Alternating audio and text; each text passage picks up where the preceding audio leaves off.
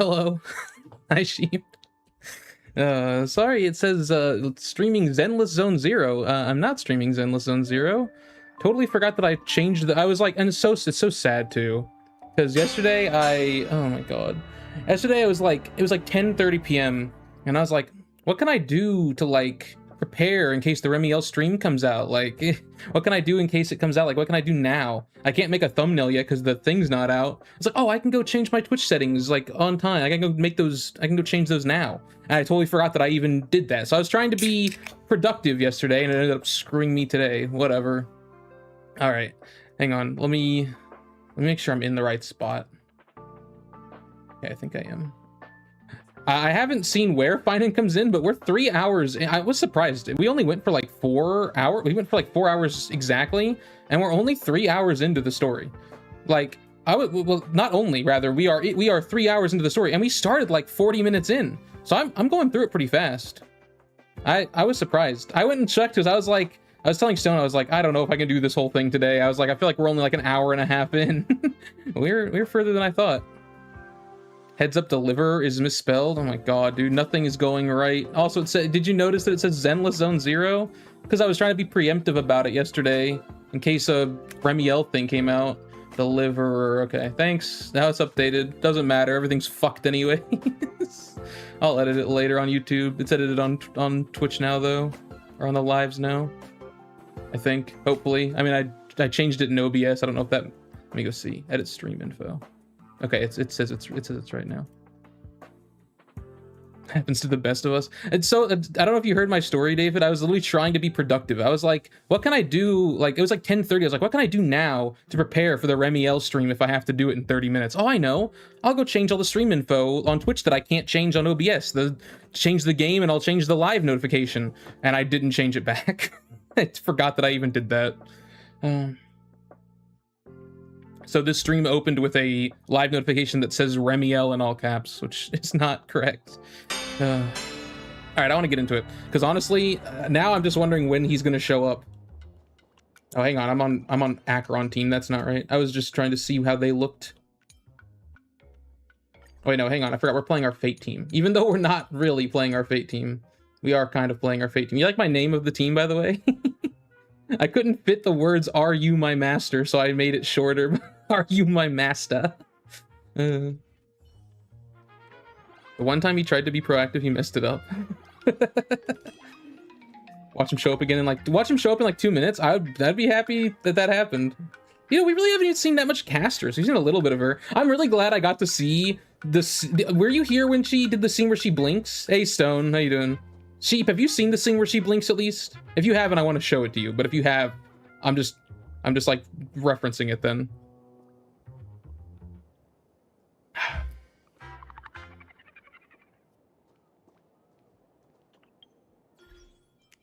If you haven't seen it, I'm gonna show it through the Fates Atlas though, as long as I can, anyways. Wait, can I? Oh yeah, it's right here. I'll be lurking while I take a shower. All good. Just hope I can see. I woke up, saw the blink scene, then passed out. Okay.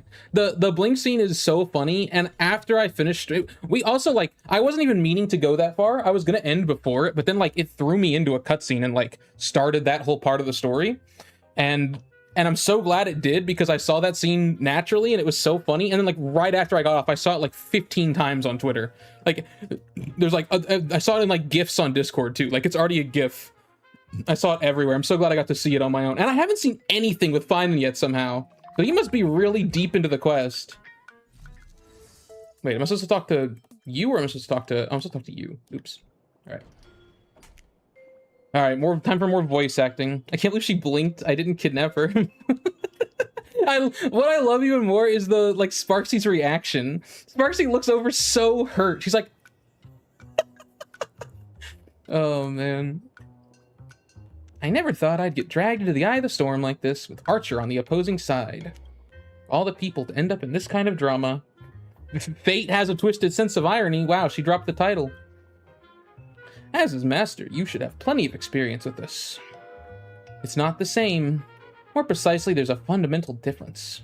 Bystanders always see things more clearly than those involved, but only someone who has personally experienced both sides can understand the true complex issues at play. We'll face this with you. Thank you, Goldie. Everyone, pull yourselves together. We're going to be busy from here on out. I swear on the honor of the Tosaka family, I'll do everything I can to bring this event to a satisfactory end. I will defeat her, with the goddess and this perfect version of myself. There's the Tosaka I know. Mic closer. Does that look good? Okay, just making sure I'm, like, centered. My head feels clear. I can feel my connection to this land growing stronger. As I am now, perhaps I can turn the memories of the past into the strength to move forward. Oh, hello. Oh, okay. I thought he was appearing behind her for a second. I didn't know she was in her hand. I thought he just... Oh, he is right here. Okay, hi. Champion of Justice. Impressive. You've captured that overworked to death face of his perfectly. I'll take that as a compliment. It would be a waste not to turn every bit of confusion and regret from this journey into a stepping stone for the future, wouldn't it? Wait, Archer joins the battle. What? What? Huh? He's fighting with us? I thought he was our enemy. What's going on? All right, there have been some major developments. Let's get our thoughts in order. The most jaw-dropping revelation is that Goldie and I were actually unlucky saps who were excluded from the Holy Grail War right from the start. And the true Archer Master turned out to be another me. After a whole lot of chaos, we recovered Sparksy's false attendant writings. Also means she isn't Miss Castros's true master. We have the detective to thank for all this. Turns out he's one of the servants, the counterpart to the King of Heroes. Knowing that guy was also excluded makes me feel a little better. Wow, there's like so many extras in this one. Now that we've taken down the accomplice, we can focus on dealing with the true culprit, the goddess Ishtar. Why is that? The Ishtar emoji is so, like, she looks so smug. I like it. All right, nice. It's not telling me to replace it. Is it? I don't think it is. It's not saying I should replace it, so I'm not going to.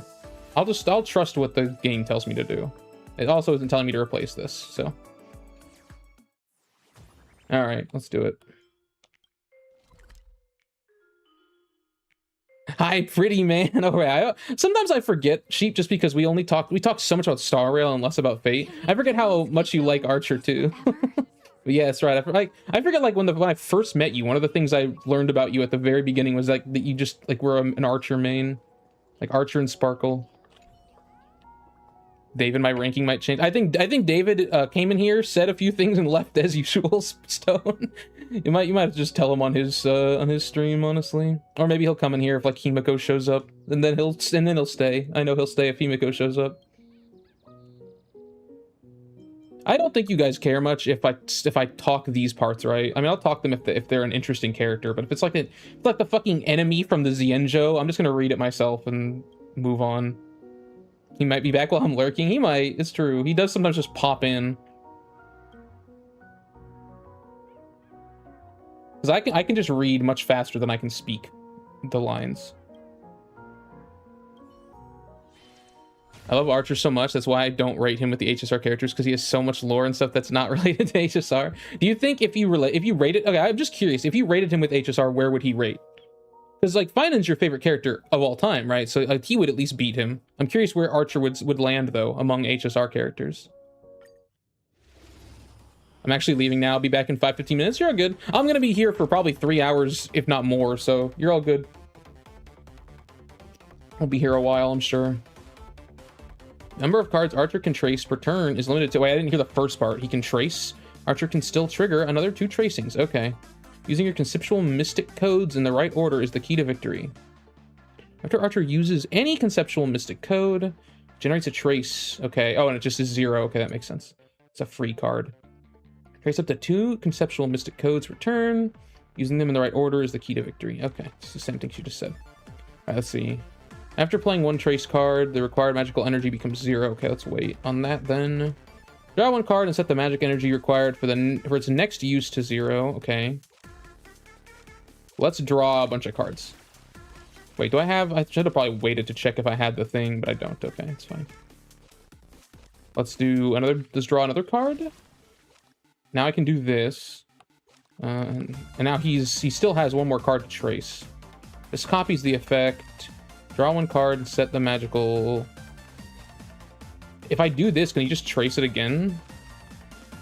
And then just 150% damage. Let's regenerate energy. He'll trace it for us, and then I'll go ahead and use this. And I'll go ahead and... I can just do it again, can't I? Okay, I'll do it again, why not? And then I'll also just give us energy. And I'll do it again.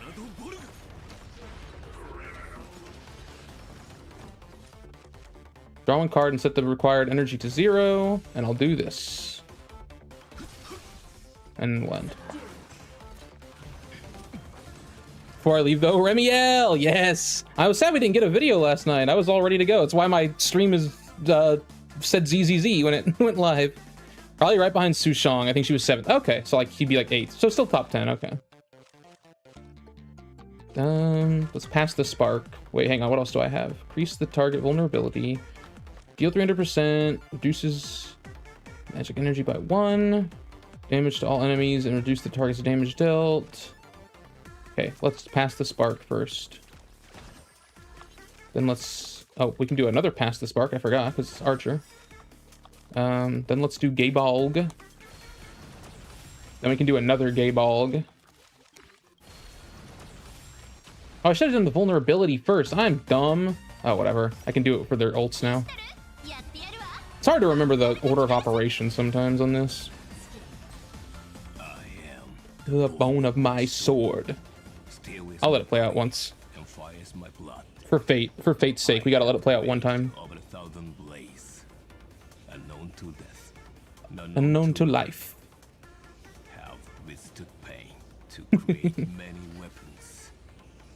Yet, those hands will never hold anything. So, as I pray, unlimited blade works. Bootleg unlimited blade works. Okay. We'll throw in... Oh, I don't know. One more pass the spark on you guys. Oh, I guess I'll take this too. Do that. Why not? And then we can do all our cards, literally.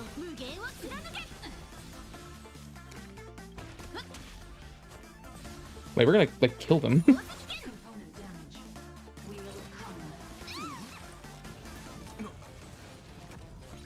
Oh, yeah. This is easy. Okay.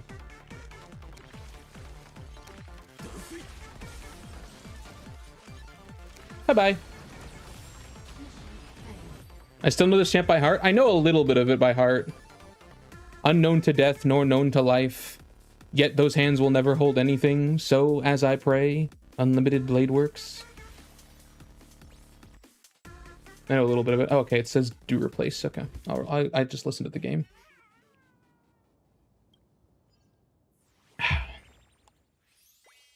Onward and upward.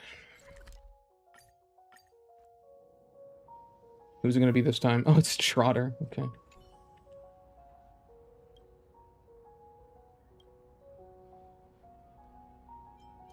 Dear heavens, the pig is talking.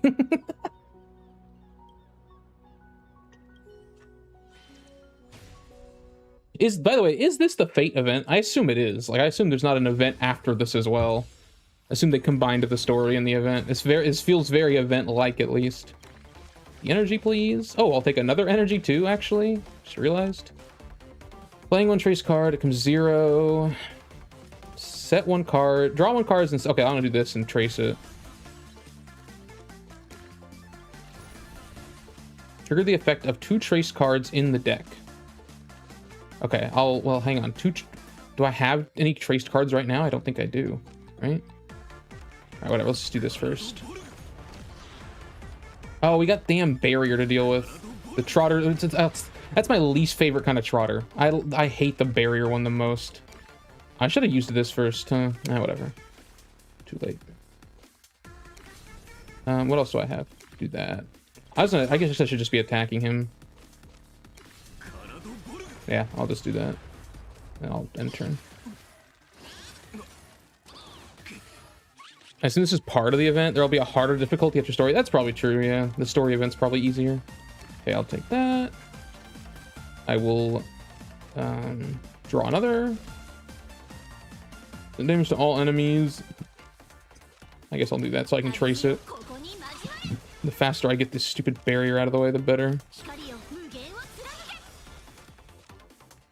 % damage. Maybe I should just do this too, honestly. Yeah, do it. There we go. I'll just do it again, man. I don't care. Actually, hang on. Use this first. And then use this. No, wait. Keep this. I'll use Pass the Spark on you. And then I will... And I'll actually attack, because we have ults. We have barrier down now. Nice. Easy. Oh wait, I can like almost kill you. I can kill you. Goodbye. Easy. I got... Oh, what's the shield called? I always forget it. Like Row Aegis? Something like that? Oh, Row Ias. There it is right there. Okay. They called it something different yesterday. I want to use it, but it doesn't say to replace anything, so I guess I won't. This is one of my favorite like effects in Fate, though. Whenever Shiro uses it.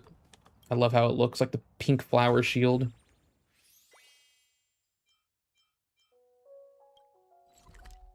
Let's go. Where the hell? Oh, it's like over. Nope, it's not. It's right here. It's just hidden. Okay, oh, it's a Furbo.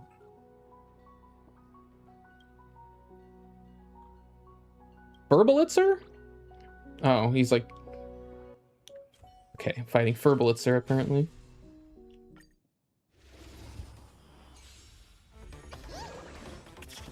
What the hell, man? You just take a picture of Rin like that? You can't do that. He just... Okay, he just lost. Okay. What? So he came in, took a unsolicited picture of Rin, and then got caught, and then decided to turn himself in. They call it the 7 rings that cover the burning heavens. Wait, oh, like yesterday? No, they called it something weird, like it's like defensive shield or something. I don't know. I forget what they called it. No, it was not like a cool name. It was like a very basic name, but like it looked like Roeus. I was like, that's interesting. Why didn't they call it Roeus? The true journalist. No, he's not. He's a fucking like paparazzi, man. Rin did not agree to that photo. I can get him arrested for that. Right. Oh, it's right here. Oh, it's okay. It's literally just all enemies. It's all it's 4 enemies. None of these are NPCs, or not. None of these are playable characters like Gepard. Let's say one of these was Gepard at least. Whatever, I have less desire to read them then. Or like to voice them, rather. I'll use this. And again. And I'll do... actually, this is not really that useful. It does draw a card, though. I'll do it. Screw it. And I'll do it again on one of them. I suppose I can do it on, like... I can make 3 of them vulnerable, actually. And then I will do this. I guess... No, I can't do this. I'll just do this then.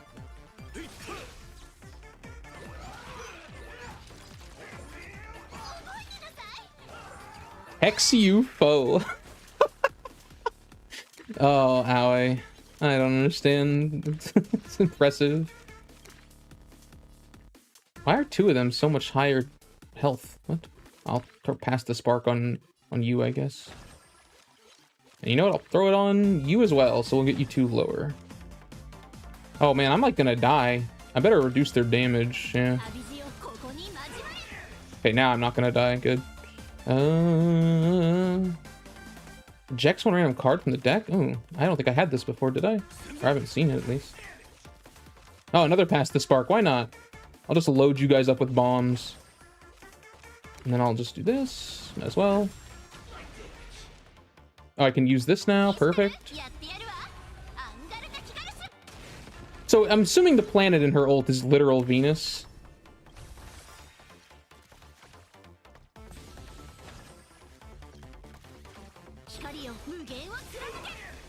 Nice. All the Pass the Sparks are going off. All right. Oh, I should have used Archer's ult. I didn't realize it was up now. Slay the Spire? That's what this is. That's what this is more like. As I said, it was like Kingdom Hearts Chain of Memories, but yes, this is like Slay the Spire. That's a great reference. That's a great analogy. Yeah. Honestly, it's funny too, because the other day, not the other day, like 2 months ago maybe, when Slay the Spire 2 came out, I was like wondering, I was like, you know, they've made HSR Balatro, they've made HSR Super Auto Pets, when are they gonna make HSR Slay the Spire? Like, this kind of is HSR Slay the Spire. They finally made it.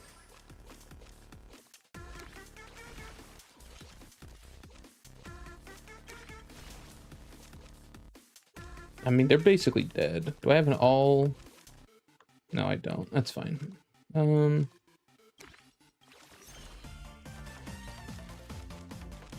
Nope, nope, nope.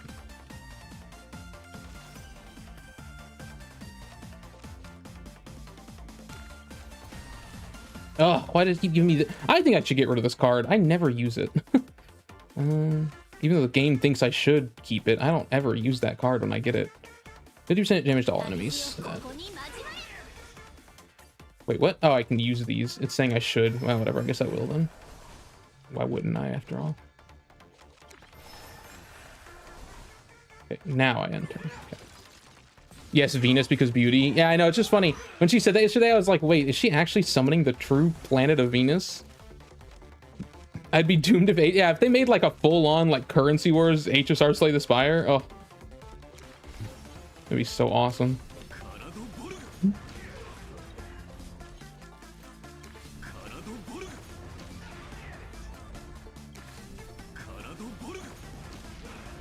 Can you die already? Wait, hang on. Some damage, rejects one random card, do that. Doesn't help me really. Can you die? Oh my god, this guy's a tank. There we go. Is that the final one? I hope so. All non-elite enemies targets transform and attack each other on the next turn. That seems kind of nice. I think I will get rid of that over this. I don't know if I'll keep it though. It doesn't sound like the best card, but I never used Avalon. Maybe I should keep Avalon though for like, watch me like get into a fight where I need a heal really badly and suddenly I'm like missing Avalon. Oh, actually, I don't know. Maybe I should have kept it. You know what? I'm gonna put it back. I see the future where that's gonna happen. Oh, it's Argenti. I was too focused on what I was talking about. Oh goodness, this part's voiced. Dude, if the tuna in the Discord, if he was here, he would be so angry. Though only 20 minutes have passed, I sincerely hope you have found your most precious treasure. Well, I haven't found Cyrene yet, so unfortunately that's not the case, Argenti. Who are you? He's Argenti, a knight of beauty. He's Tristan, a knight of the round table. No, I like Argenti. I won't mess with him. I am but a passing knight of beauty, Argenti. I have returned. Welcome back, Stone. You're just in time for Argenti. Again, but we've never met. Ah, I see. So you must be the evil doppelganger she spoke of. Forgive me. I have sworn an oath to her that I would take your life with my spear. However, I find such a vow lacks... I was going to say, I was like, Argenti. So I don't feel like you'd ever take anyone's life like that. I entreat you to a duel of chivalry. Should I be fortunate enough to triumph, you must agree... Yeah, seriously. I have promised her to take your life with my spear. It just sounds so violent for him. That Adrilla, the beauty, is the most peerless beauty of them all. Oh, I can't switch my, I can't change my deck. Oh, yes, I can. Yes, I can. Okay. What? Oh, wait, hang on. General. There we go. Wait, what did I put in? I put in like the clown looking one. There it is.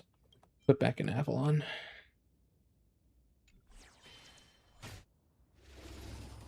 He's always here. I know. I kind of love him. He just kind of like appears. He's never like important, but he just kind of appears and continues to be a part of the story somehow. All right, let's draw cards. Let's draw more cards. What else do we have? Draw one card and set the magical energy used to 0. Oh, and then I'll take more energy too, and then I'll draw another card. Okay, I will give you vulnerability. I'll also give you Pass the Spark, I think. Hang on. I could give you more vulnerability. Well, no, I don't think I'll just save that.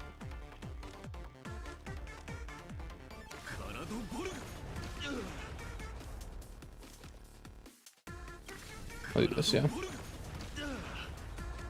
I have 1 energy left, or 1 thingy left. I guess I will just pass this. Oh no, all energy, all energy. No, on turn. That look is pretty. That look is a pretty PFP. Was it based on something? Oh my god. Somebody said something similar like that to me the other day. Oh no, they said that's a pretty PFP. Did you make it? That's what they said. I was like, no, I'm not that good at art. I'm afraid. I could never. I checked Goldie through Fribbles. My Silverwolf has 13 high roll subs. Damn, that's a lot. Should I just do? Okay, I'll do energy again and trace it. Oh, I see. Okay, I already knew the traced one was worse, but I didn't even realize it's only regenerating 20. Yeah, I shouldn't waste it on that, but whatever. I did it already, so. Oh, I wish I had the vulnerability one. Gain 1 magical energy in the next turn. I will do that.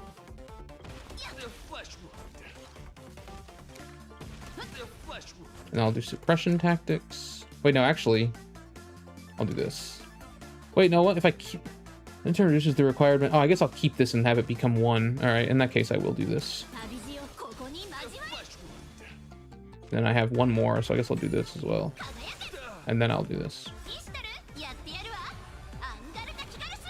guess I should use these first, because I think that would... whatever. They probably weren't getting... No, actually, it's a boss. They could get another ult, I guess, but... Well, I'll take that. Why not? Nice. Actually, that worked for me. I'll do this again. And then I'll also give... Oh, I should have done vulnerability first, whatever. Anyway, now in turn. I think the only way I'm getting... I'm proving... I think the only way I'm proving her is getting E2 Yao. You mean I'm improving her. Oh, I see, okay. Improving, I gotcha. There. And we'll do it. There's a 50% chance. That's interesting. So you gamble on this one's trace. And we lost. Okay, whatever. Screw you, game. Rejects 1 random card from the deck, sure. Sure, we'll draw a card, why not? Okay, I will pass the spark on you. Wait, is he not taking damage? Oh, he is, okay. I was scared for a second. I'll do this first, because I don't know what's... Maybe I can kill his damn shields. Oh, nope, they had a barrier, got it. I will do it again. Now one of his shields is dead at least. I'll do this. I'll do this twice, actually. I'll do it again. Wait, what is this? Okay, I'll do it one more time. Then I'll use the thing. One more time. Now we end. I'm banning for Scambot. Yeah, I would. Damn, I keep losing the 50-50 on that. Okay, give me 2 cards. Give me 1 card. I got a copier. Draw a card, set the magical energy used to 0. 2% damage to all enemies. Maybe. Let's trigger the effect of 2 traced cards. Okay. I can do it again. I'm gonna do it again.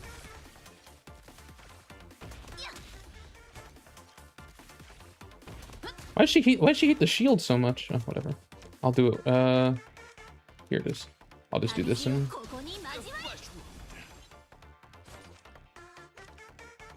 damage. Ejects a card from the deck. 100% damage, 100% shield. Let's do that. I want to have a shield. Okay, now I'm turn.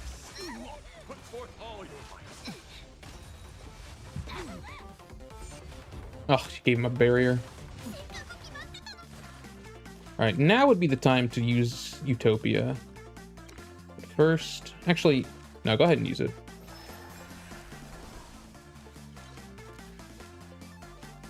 I'll actually go ahead and do this too. And I'll vulnerability you.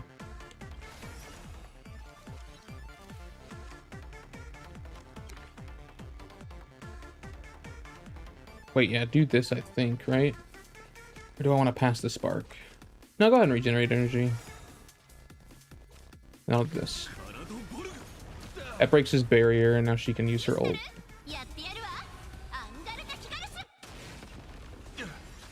Nice, that killed all his shields. Okay, sick. And I get one more. Oh, yeah, might as well put Sparky on you. Goodbye. Just end turn. I don't want to use that right now. Aglaia is in threat of being knocked out of my top 20. I know my top, like, 5. I don't remember my top 20. We'll do that.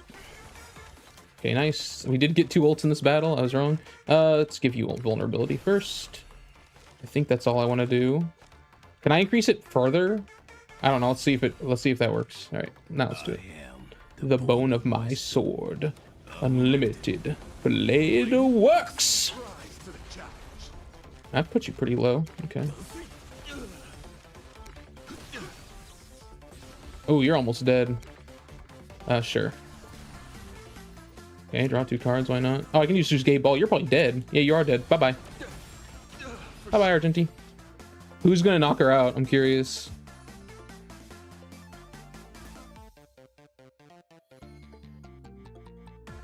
A certain someone's trail has been detected. Such beauty. I admit defeat. He's got to say that once every time he shows up. That was tough. You're not a servant? I am unworthy of such praise. I have to guess. The ultimate meaning. Gilgamesh? Thanks to you two, I am now certain. I am still. I remember you saying your Gilgamesh was getting pretty good yesterday. The Harmony character. Oh, interesting.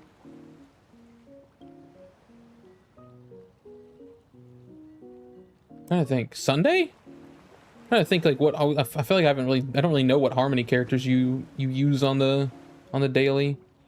In terms of, oh wait, you mean in terms of I'm stupid. I'm sitting here thinking you're talking about Fribbles rankings. Oh. Okay. Well, is it Sunday? Because Sunday got a lot of story in 4.4, so I could see him being the one who got. I don't even own Aggie. Oh, okay, I'm stupid. I was like, you're talking about Fribbles. You're talking about Fribbles rankings. Because I do sometimes look at my Fribbles rankings, but not the top 20. That is her name. It's Ishtar. Even if she does not It is Sunday. Nice. I don't blame you. He's my number 6. He's only beaten out because the top 5 is just so damn tight. I think David has him higher than me, which is funny because David never stops. Never David. What am I trying to say? Did I say Dever Navid? David never fails to tell me that he sees me as the Sunday guy because I was on board with. I wanted Sunday from the moment I saw like a picture, a blurry picture of him, not even in 2.0. Like it was. I had not played 2.0 yet. I just saw it online and I was like, this guy looks awesome. I want him. And David was like, really? Like I don't know. He just kind of looks bland to me. And I was like, no, he looks so cool. He was like, you saw, what does he always say? I want to see, hang on. I just want to see what he always says something. What does he always say? Yeah, he always says, you saw something we didn't. That's what he says. Sorry, we lost Goldie to the distraction curse. Okay. That is her name, even if she does not hail from this universe. She too follows the way of beauty. Mr. Argenti, I'm afraid she lied to you. She wants to use all of Plain Arcadia as a sacrifice for her ascension. We have to stop her. That's what she said too. Almost word for word. Wait, okay, Argenti, why did you... Huh? Rin just says, huh? I respect differing ideals. Wow. Including the ambition to ascend the throne of beauty. However, her plan did indeed sound perilous.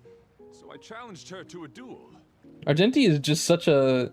How can you not like this character? He's just like so... I don't know what the word is. Like, he's so set in his ideals. It doesn't... I don't think he could ever get angry at anything. He's just so accepting of everything. But after that elegant, magnificent, and daring contest, we cleared up our misunderstanding. She is only fulfilling the wishes of a girl named Rin Tosaka and helping her find her most precious object. Interesting. Ishtar's not evil? I'm the girl named Rin Tosaka. Does that mean the evil doppelganger is someone else? That's probably also me. Tuna would be malding, I know, right? She's just trying to use you to do her dirty work. Don't you see she tricked you? Her anxiety and confusion arising from her desire to help another were utterly sincere. They were no mere performance. Aggie was always low for me because I feel she didn't get much content before her assassination. Really? I think she did. I loved her in the story 3.0 to 3.3. I thought her story was great. That's why she's so high for me. She has given everything. She didn't get much after that, unfortunately, which is why I have her below some. But I think I made a ranking today. And listen, my sorter was pretty correct, I did say, but I think my Chrysosairs were a little bit off, if I'm being honest. But I think my ranking of the Chrysosairs is Cyrene, PHAINON, Castris, Hyacinth, Cypher, Aglaia, Mighty Anaxa, Hysil, and Saridra Tribi. I think that's my ranking of the Chrysosairs. Which, that means she is like third among the or fourth, sorry, among the PHAINON, Cyrene Chrysosairs, so...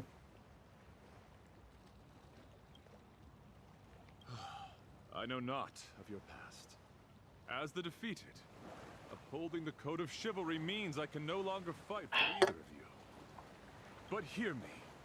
Your conflict need not end in death, for your souls are equally beautiful and noble. He's so confused. Don't be so heavy-hearted. Let us consider this a simple well-wishing between travelers. For the enduring beauty of this cosmos, farewell! Maiden, as passionate as a red rose. May you all reclaim that most precious thing. What remains after a story comes to a close, after all material gains and losses are accounted for.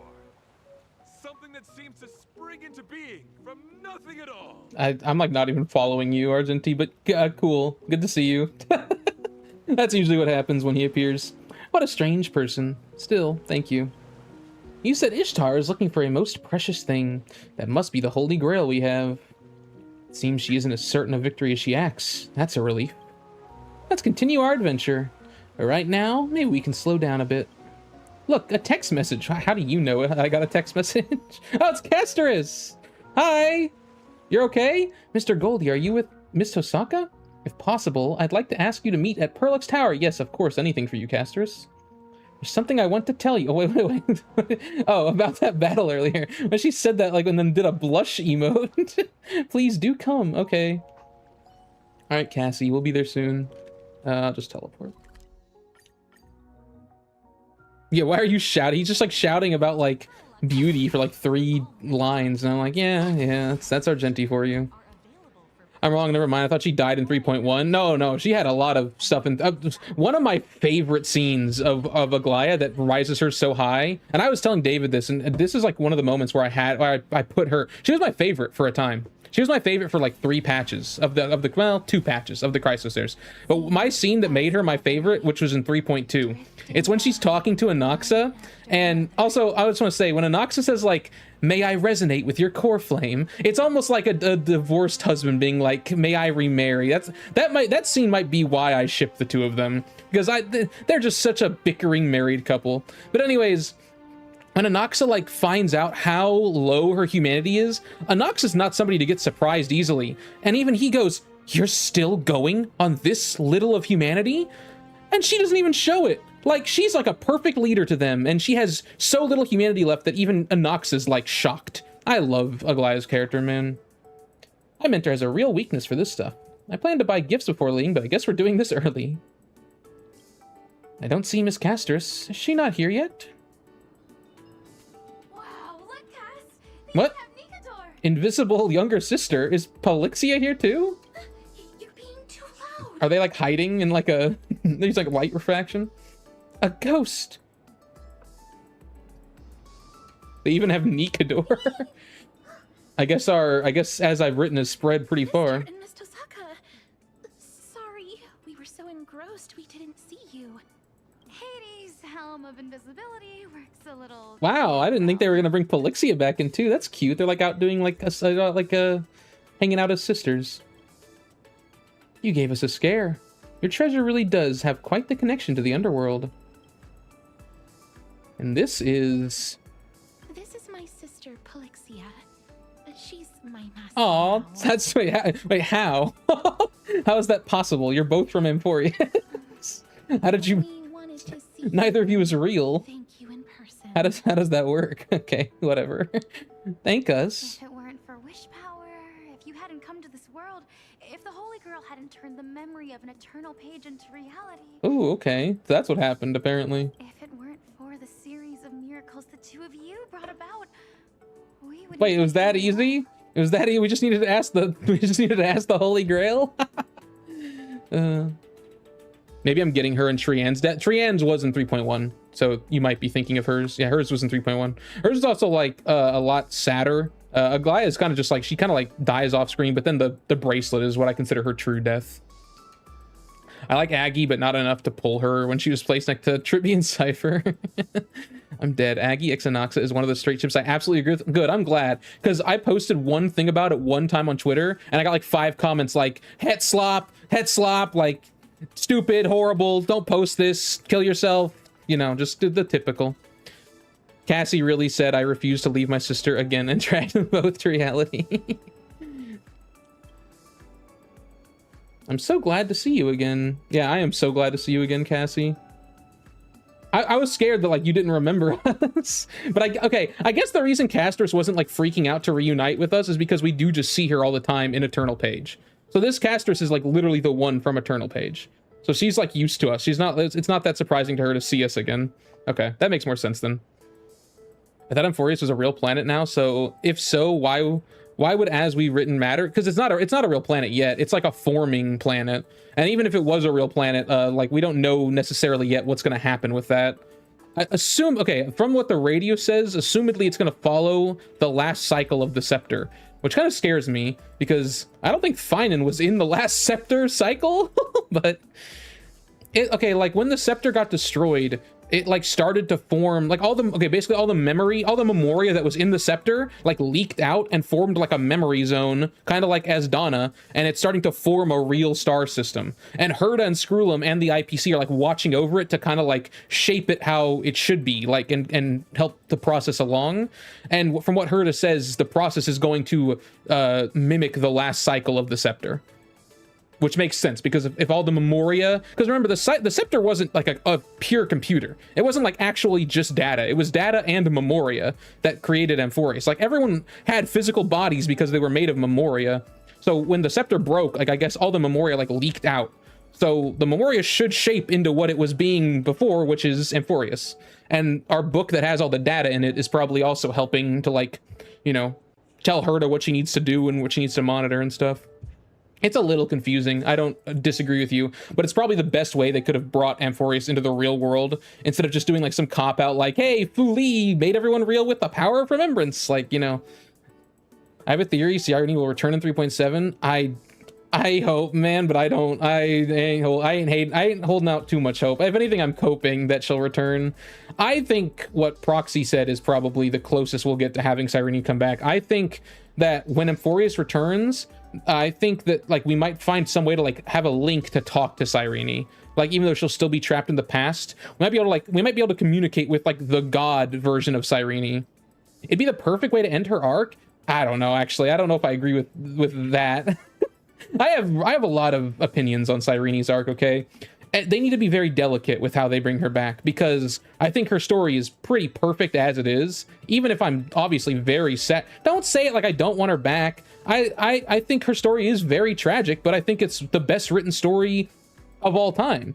So they have to be very I don't want to just poof back into existence. That'll just write off the perfect story they wrote for her. I don't want them to I don't want them to erase the do you understand how emotional that story made me? All the tears I've cried for it. If they just erased that from existence, then what was the point of all this emotional turmoil I've been through for it, you know? It's I just want them to do it delicate. I do want her to come back, by the way, and I do think she will. I don't think she's gone forever. No, because you didn't stream. Don't say that. You already know that makes me sad. I have a cope. PHAINON will be with us during the... I don't think that's cope. I think it's true. I think that could happen. I think PHAINON will come back in Amphorius continuance. Doesn't want her back if they just say, oopsie. Yeah, exactly. I don't want her back if they're just like, haha, here she is. Like, turns out your tears were for nothing. She was going to come back like this easy the whole time. Exactly. Anyways, I do think PHAINON's going to come back in in 4.7 rather. And I think, I don't know necessarily yet, but I think he could be the Lord Ravager against destruction. And I don't think he joins the Astral Express, but I do think at least he does come with us to the next planet, because I really think they're setting up PHAINON versus Zephyro rematch. He's gonna need some help though. I don't think he can take Zephyro alone. I think if they do what's in my head, they will do PHAINON and Acheron together versus Zephyro. So wait, are the Chrysos heirs just Imagines? I mean, kinda. They're not Imagines exactly though, because Imagines are like wish power, and the Chrysos heirs are like Memoria. He might not leave his BF. I thought about that too. I was thinking, because if Amphorius comes back, they might be like pretty vulnerable to the outside universe. Like, who's to say they'll even have any of their powers they had in the simulation? They might just be people. The only one who might have power is PHAINON, because his powers come from a real Eon. He might need to stay and protect Amphorius, so... Imagine is a quick way to ask it. Yeah, I mean, they kind of are. They basically are. Like, because they weren't just data. Like, they weren't like just... straight up like data. Like, imagine the scepter was like the strongest supercomputer in Star Rail universe. Like, imagine the strongest supercomputer Noose could make. That was the scepter. So it did more than just simulate data. It had Memoria inside of it that it could simulate. Like, it was very advanced. Okay, hang on. Sorry, I'll get back to the story now. Hang on. It is wonderful that we could reunite after so long. Unfortunately, the Grill can't grant wishes anymore. At least not in this Holy Grail war. This invisibility cloak is all we need. We decided from the start to keep a low profile. Aww. Just enjoy city They're life. just enjoying their lives, man. I wish Irene could do this. I wish Irene could come and do this for like at least just like a week. Unfortunately, Sparksy got to us first. She used Oh. the writings to forge a new contract with me, leaving me no choice but to draw my blade against you. Aw, poor Castris. But she didn't hurt us or do anything else out of line. She just likes chaos. If we don't count that earlier transformation. I'm sorry. It's okay. I guess this counts as a unique experience of modern life. At least we learned how to order takeout. Castris and Polixia got DoorDash while they were here. Fast-tracked her car and motorcycle What? license exams yesterday. What? She was forced to do it. So Castris can drive too? That's a setting I didn't expect you to have. So Castris can drive? Of a writer. Oh, okay. That's right. She's a writer. It's definitely not because I like it. Definitely not. Okay. Yeah, I don't know if I believe that. We had many other strange encounters too. When we get back to an Eternal page, it'd probably take 3 days and 3 nights straight to tell folks about what happened. Damn, okay, so they're just like they already know they're going back to Eternal Page, damn. It'd take a whole day just to compare. This is so cool that Castris, I'm so glad. I was scared it was gonna like summon them from like, as I've written, like my book that I wrote, and like they were just gonna not remember me, but these are just the straight up ones from Eternal Page. Like, they're not even the ones from Amphorius, they're the ones that have finished Amphorius. I love that. Oh, that's so nice. I'm so glad they get to like come out and like look at the world a little bit before going back.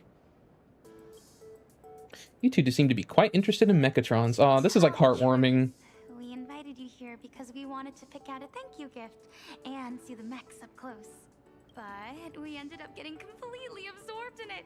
The sugar-coated bullets of modern society are truly terrifying. Oh, that also means she can touch people and not like kill them, right? If you don't mind, would you like to pick your own gift? I assume at least. It might ruin the surprise, but finding something you both like is still a win. Dude, when I first met Castress in like 3.0, I really thought her arms were purple. Like, I didn't think she was wearing gloves. I thought that was like an effect of her death powers. But then I realized later that like one was longer than the other, and I was like, wait, I think that's decorative. Let's call it my treat. Let's call it my treat. Something for everyone. Yeah, I'm rich now. No way! You're the ones who helped us. How do you guys have money, actually? I am the host, after You're all. all new to this universe, and I can't exactly let my guests foot the bill. Tonight's tab is on me. Aw. Yeah, you guys are talking to the majority stakeholder of Penacony. Well, then I'd be happy to oblige. Uh-oh, Plixie's gonna go on a spending spree. Plixia? Yeah. Aw, if only Cyrene could be here, man. She would love this. She'd love to just, like, walk around a store and buy stuff. Which is better?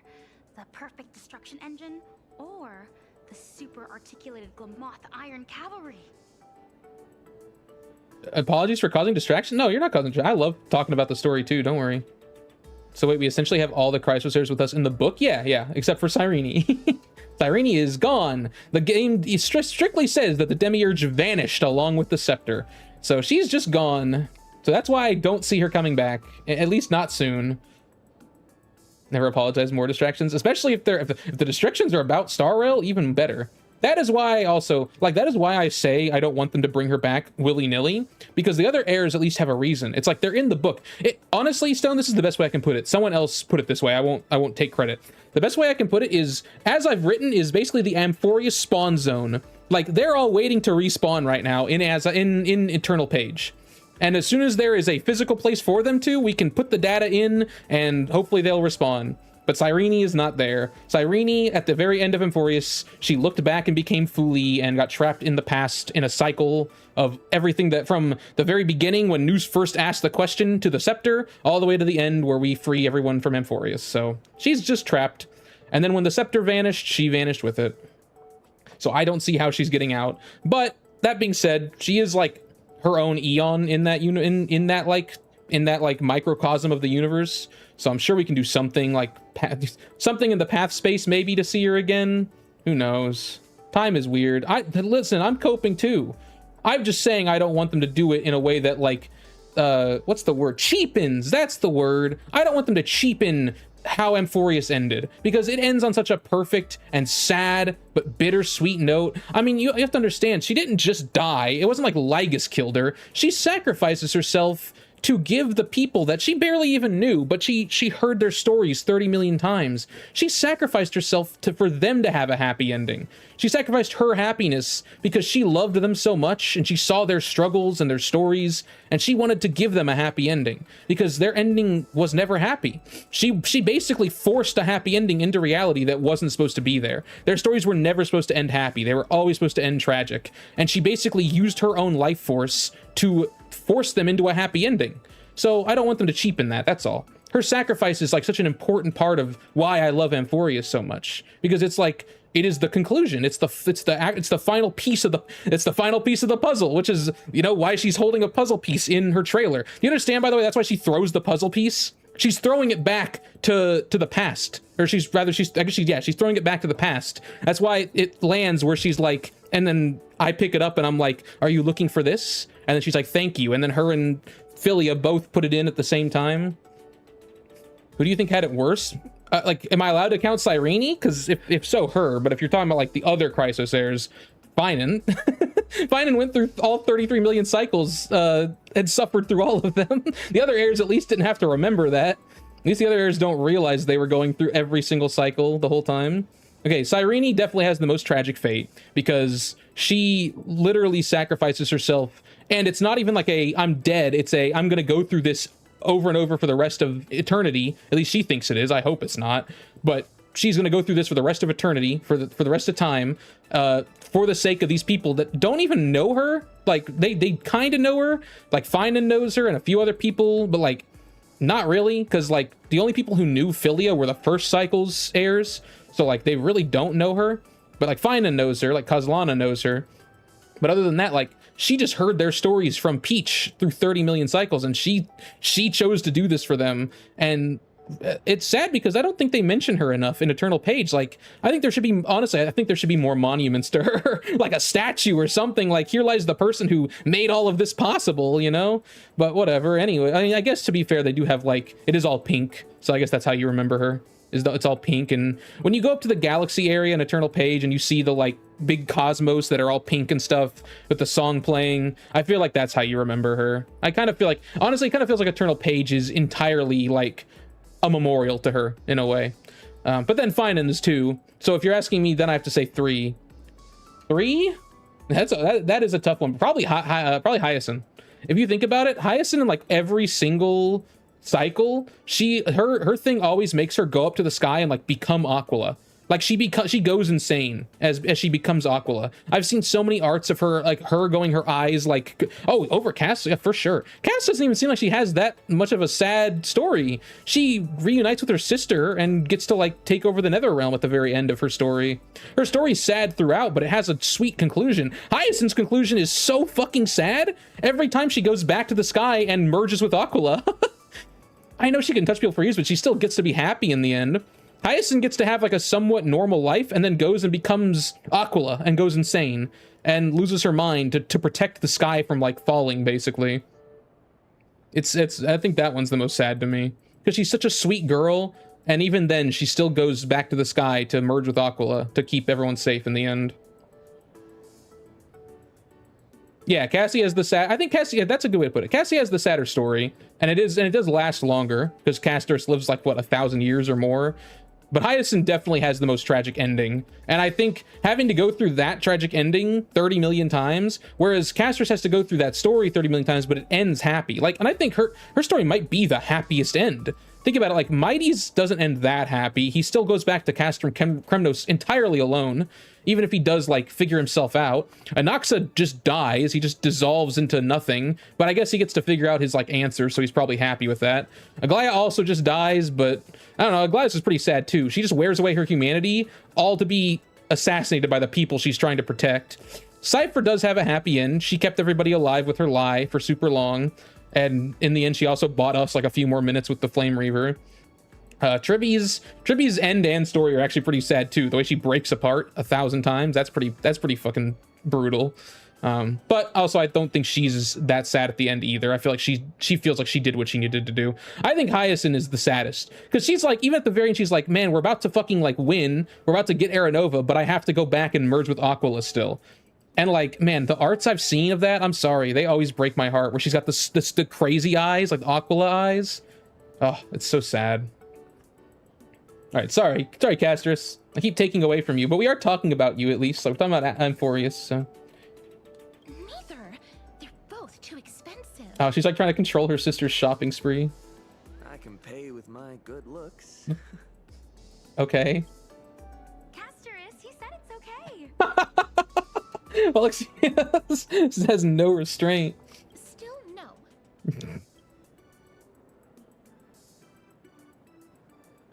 They're so close. I wouldn't have guessed. I thought they'd have more traditional hobbies like Sakura, or her sister. I haven't mentioned it to you. I have a younger sister as well. Sakura Mato. We have different last names, but she is my sister by blood. I was wrong. Never mind. Wait, she has to be half sister then, right? Oh, wait, no, I think I remember this. I had it backwards. It wasn't that the Mato family gave her to Rin's family. It was that Rin's family gave her to the Mato family. I did lie to you, but it wasn't my fault. That's just that I don't know fate. I remember that she got given away to a different family, but it was the other way around. The Tosakas gave her to the Matos. Okay, that must be what happened.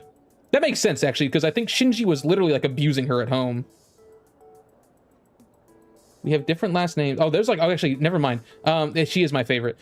There's a really fucked scene in Heaven's Feel that I'm not going to discuss on stream, like in full, but it is why everyone should hate Shinji the most out of like almost any anime character. Like, if you think Gilgamesh is bad, Shinji is one of the worst characters of all time. Shinji, okay, first of all, Shinji tries to, like, I'm gonna just say the terms, like the abbreviations. Hopefully you can fill in the gaps. He tries to SA Rin in Unlimited Blade Works, and he fails and then dies, thank God. And then in Heaven's Feel, he gets all angry and he goes home to his like adopted sister Sakura, and he tries to SA her, and then he dies. So he's just like the worst person ever. Every time he dies, it's always very satisfying to me because he deserves it. He's worse than Gilgamesh, genuinely. Oh, you really are a lot like Castress and her sister. Although, Let's go with this one. What do you think? Castress, are you okay? Yes, don't worry. We still have time. you're scaring me into not watching Fate.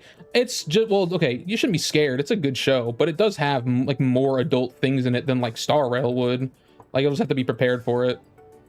He's like the average, he's not the average Twitter user. He's probably like the worst kind of Twitter user. He's gotta be. If the average Twitter user is doing that, maybe I need to get off Twitter. Actually, maybe I need to get off Twitter regardless. It's okay right now. I'm having fun with it. I'm sure someone's going to tell me to KMS at some point, though, and I like put my opinion out there at some point. I mean, that should be expected considering 8-year-olds play HSR. Do they really? It's nothing. Looks like they've made their choice. Shall we keep looking around? Ooh, there's even an exhibit on Meanwhile, I'm broadcasting 29 playing it. I just think this game's story is the best ever. Like, better than JRPGs that I've played. It's so beautiful.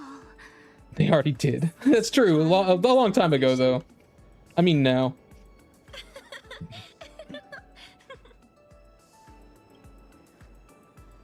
Aren't you going to pick something? I already picked mine when you weren't looking. I never understood the appeal of these toys, but seeing them in real life with a soul imbued by wish power, I guess anyone curious about the world would be drawn to them. Amazing. Oh, too bad the introduction ended without explaining how the Mechatron actually moves. Guess it's a trade secret. Allow me to expose Per Lux's trade secret. The answer is transference. Wow, I'm so excited to like explain this. Isn't that a concept from psychoanalysis? It sounds quite complicated. She's like, I don't really want to know. It's actually simple. For example, Miss Castress, do you love Polixia? Huh? If you mean as family. Of course. What other way would we mean? Of course. Polixia is my dearest sister. Imagine a girl who looks just like her. You would transfer your feelings for your sister into her and treat her as you would the real Polixia. Is that true, Castress? Naturally, this transference is unconscious. Regardless of one's conscious mind, people are driven by their subconscious. When an individual projects their feelings for a person A onto a similar person B, that's transference. Ah. So you mean Mechatrons can move because people Like in have anime seen and similar stuff? things before? That makes sense. No, it's because humanity. Oh, okay. wants to They just wanna see similar them. Things that Mechatrons are given life. The essence of imagenesis is But simply they've probably also seen it in reality anime. people wish to make Because how else would they even gain the desire? Oh, that's amazing. I totally get it. Like, well, So, in the end, what makes Mechatrons move? we just told you. Oh, I guess that's not what makes them move. I mean, isn't it just wish power and that, like our desire? Quantum mechanics. What we call imagination is actually a quantum. It's the sea of quanta and the imaginary Matter tree. and energy within this system is transported into the observable external environment by wish power in a process called quantum I feel decoherence. like the Trailblazer's talking out of his ass. Yep. Okay. All of that. Nihilix didn't tell me anything. I was like, you don't know this. There's no fucking way Trailblazer knows this. Subconsciously, you prayed to be stronger, to be more perfect, as if then you would be able to escape your predicament. Thanks to you, a new Imagine named Rin Tosaka appeared in Plain Arcadia. Are you thinking about Ishtar? On that matter, share. You noticed, Miss Castris. Maybe the problem isn't as complicated as you think. Hold on.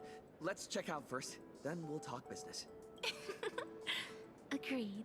I don't know. They just like they gave Castris like the perfect like expression on her like neutral face. Like it's just like such a happy face. I don't know. I love it. She's just so cute. That's why she has a face that like makes me angry when anyone bullies her. It's just such a like gentle and like calm face. It's like, how can anyone want to bully such a kind face? I'd like to get each of them a gift. Castris, what did you pick? My sister and I chose Alloy King Pom Pom. I hope they can bring it back to Eternal As Page. a symbol of the Trailblaze. No, of this cosmos. I think there is no better fitting gift. Aw. If you don't mind, I'd like to give it to Miss Tosaka as well. Tosaka, what did you pick? Oh, she also chose Alloy King Pom Pom. Comes to picking a gift that represents the Trailblaze and Goldie. This is my best choice.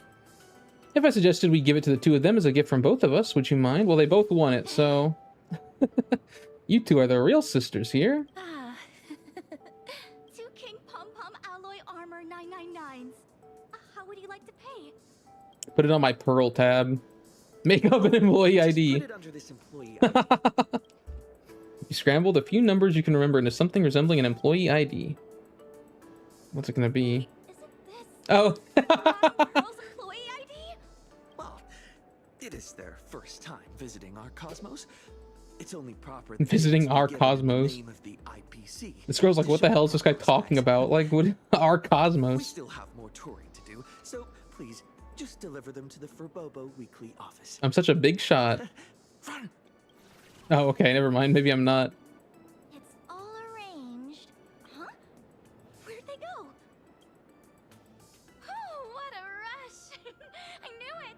If I went all out, this wheelchair would go faster than Lord Nyan. She's just like speeding around in the wheelchair. I want to try sitting in it too. Let's stop right there with the terrible ideas, okay? You'll never be able to forget this. I feel like in terms of a single arc, HSR is best. In terms of overall game story, I prefer Genshin. I mean, that your opinion, sure. I'm just saying, like for me, overall game, like I'll say the specific game arcs themselves are not like my 1, 2, 3, 4 favorite stories of all time. Amphorius is my #1 story of all time. Then it's probably like the Metaphor story. Then maybe like the Persona 3 story. Then maybe like Penacony. Then maybe like there's probably something else. Then maybe Plain Arcadia. Then Bellabog. That being said, though, like all of them combined, it's definitely my favorite story overall. Like 100, like nothing can beat it. Like everything combined just makes it even stronger to me. I just love journeys like that, man. And I'll say this also, I won't judge Genshin's story because I haven't played it yet, but me and David both agree on this like so heavily. This game having a main cast is just such a good idea. It makes the story so much better that as you go from each place and meet new characters, you always have the constant of your Trailblaze companions. Whereas in Genshin, it's like just always, isn't it always you and Paimon pretty much? There's no other constant. It's you and Paimon. Like at least even ZZZ, at least you have like Belle and Fairy at every point in time. But like in Genshin, it's just Paimon. That's the only person who follows you everywhere. Otherwise, it's always new characters. And I don't know. I don't like that as much. I like having a main cast that goes from place. It's like One Piece, you know? If it was just Luffy going from island to island, or even like Luffy and Zoro alone, like it wouldn't be as good. It's the whole Straw Hat crew going from island to island that makes it so good. And it's the whole Astral Express going from planet to planet that makes it so good. Like, when the Trailblazers actually correct about their confidence and guesswork, they become an emanator of it. Yeah, how'd they remember like Pearl's ID? That was also impressive. I say specifically overall because unlike HSR, Genshin story is all interconnected, where each HSR planet has their own story. I know, I love that though. And it's still interconnected. Each planet might have its own story, but like, I mean, in Genshin, I'm sure the regions are still their own story, right? Like, I'm sure they're not like literally just like if they were connected like that, it would be like the characters from the last arc would be appearing in the new region, if that makes sense. Like, hang on, let me go look at why the automod is killing you. Funny thing is, neither games are my favorite game right now. Maybe I do have favorite game auto modded. Sorry, Stone. It's because that person, like, the bots would come in and be like, what's your favorite game? I'll have to undo that. I should undo all my auto mod stuff because we don't get bots anymore. There is an overarching plot that barely exists. We look for a sibling. Yeah. I mean, again, I'm not gonna like yuck anyone's yum. If Genshin's your favorite story, by all means. I don't think it's my flavor of story though, personally. Like, I like having a main cast, and I love a journey from place to place across the world, or in this case across the universe. That's like my exact. Well, if you're saying favorite game, it's gonna do it. I'll allow it though. Yeah, favorite game is just auto modded. Here again right now is ZZZ, probably because Remiel shit is happening. That's fair. I don't think my favorite game will change regardless of any hype, just because I told David, like, the other day, by the way, this isn't an insult to me, by the way. I'm joking halfway, by the way. I was telling David, I was like, I think ReZero is my new favorite, like, and I was obviously saying anime, and David was like, Austin, oh my god, no, like, are you already replacing Star Rail? And I'm like, no. I'm like, of course not. How could you even think that ReZero would replace Star Rail? I was like, there's no world where Star Rail gets replaced by anything. I don't think any story could come along at this point and beat Star Rail. So it's my second favorite story of all time is probably overall Metaphor, ReFantazio, or Persona 3. It's one of those two. And they are both just, or Trails. I forgot about Trails too. Trails is also there. Those games are like so far away. The gap between those games and Star Rail is so insurmountable to me that I don't see anything replacing Star Rail. ZZ is more consistent, where HSR has higher peaks. I don't agree with that either, but we can agree to disagree. I think ZZZ, if anything, has more peaks than Star Rail, but they aren't higher either. So ZZZ to me, I don't know. It's fun and it's great, and honestly, it reminds me a lot of Persona. But Star Rail to me is like a masterclass of story. Like, maybe not of storytelling, but of story. And nothing can beat it. And I think it's just more consistent too. Like, there's no real down points. I'm trying to think, when is there a down point in HSR? Like, I guess the Xianzhou is like pretty much the only down point, and even then it's like right at the beginning. It's kind of like an introductory arc to the rest of the story that's going to come.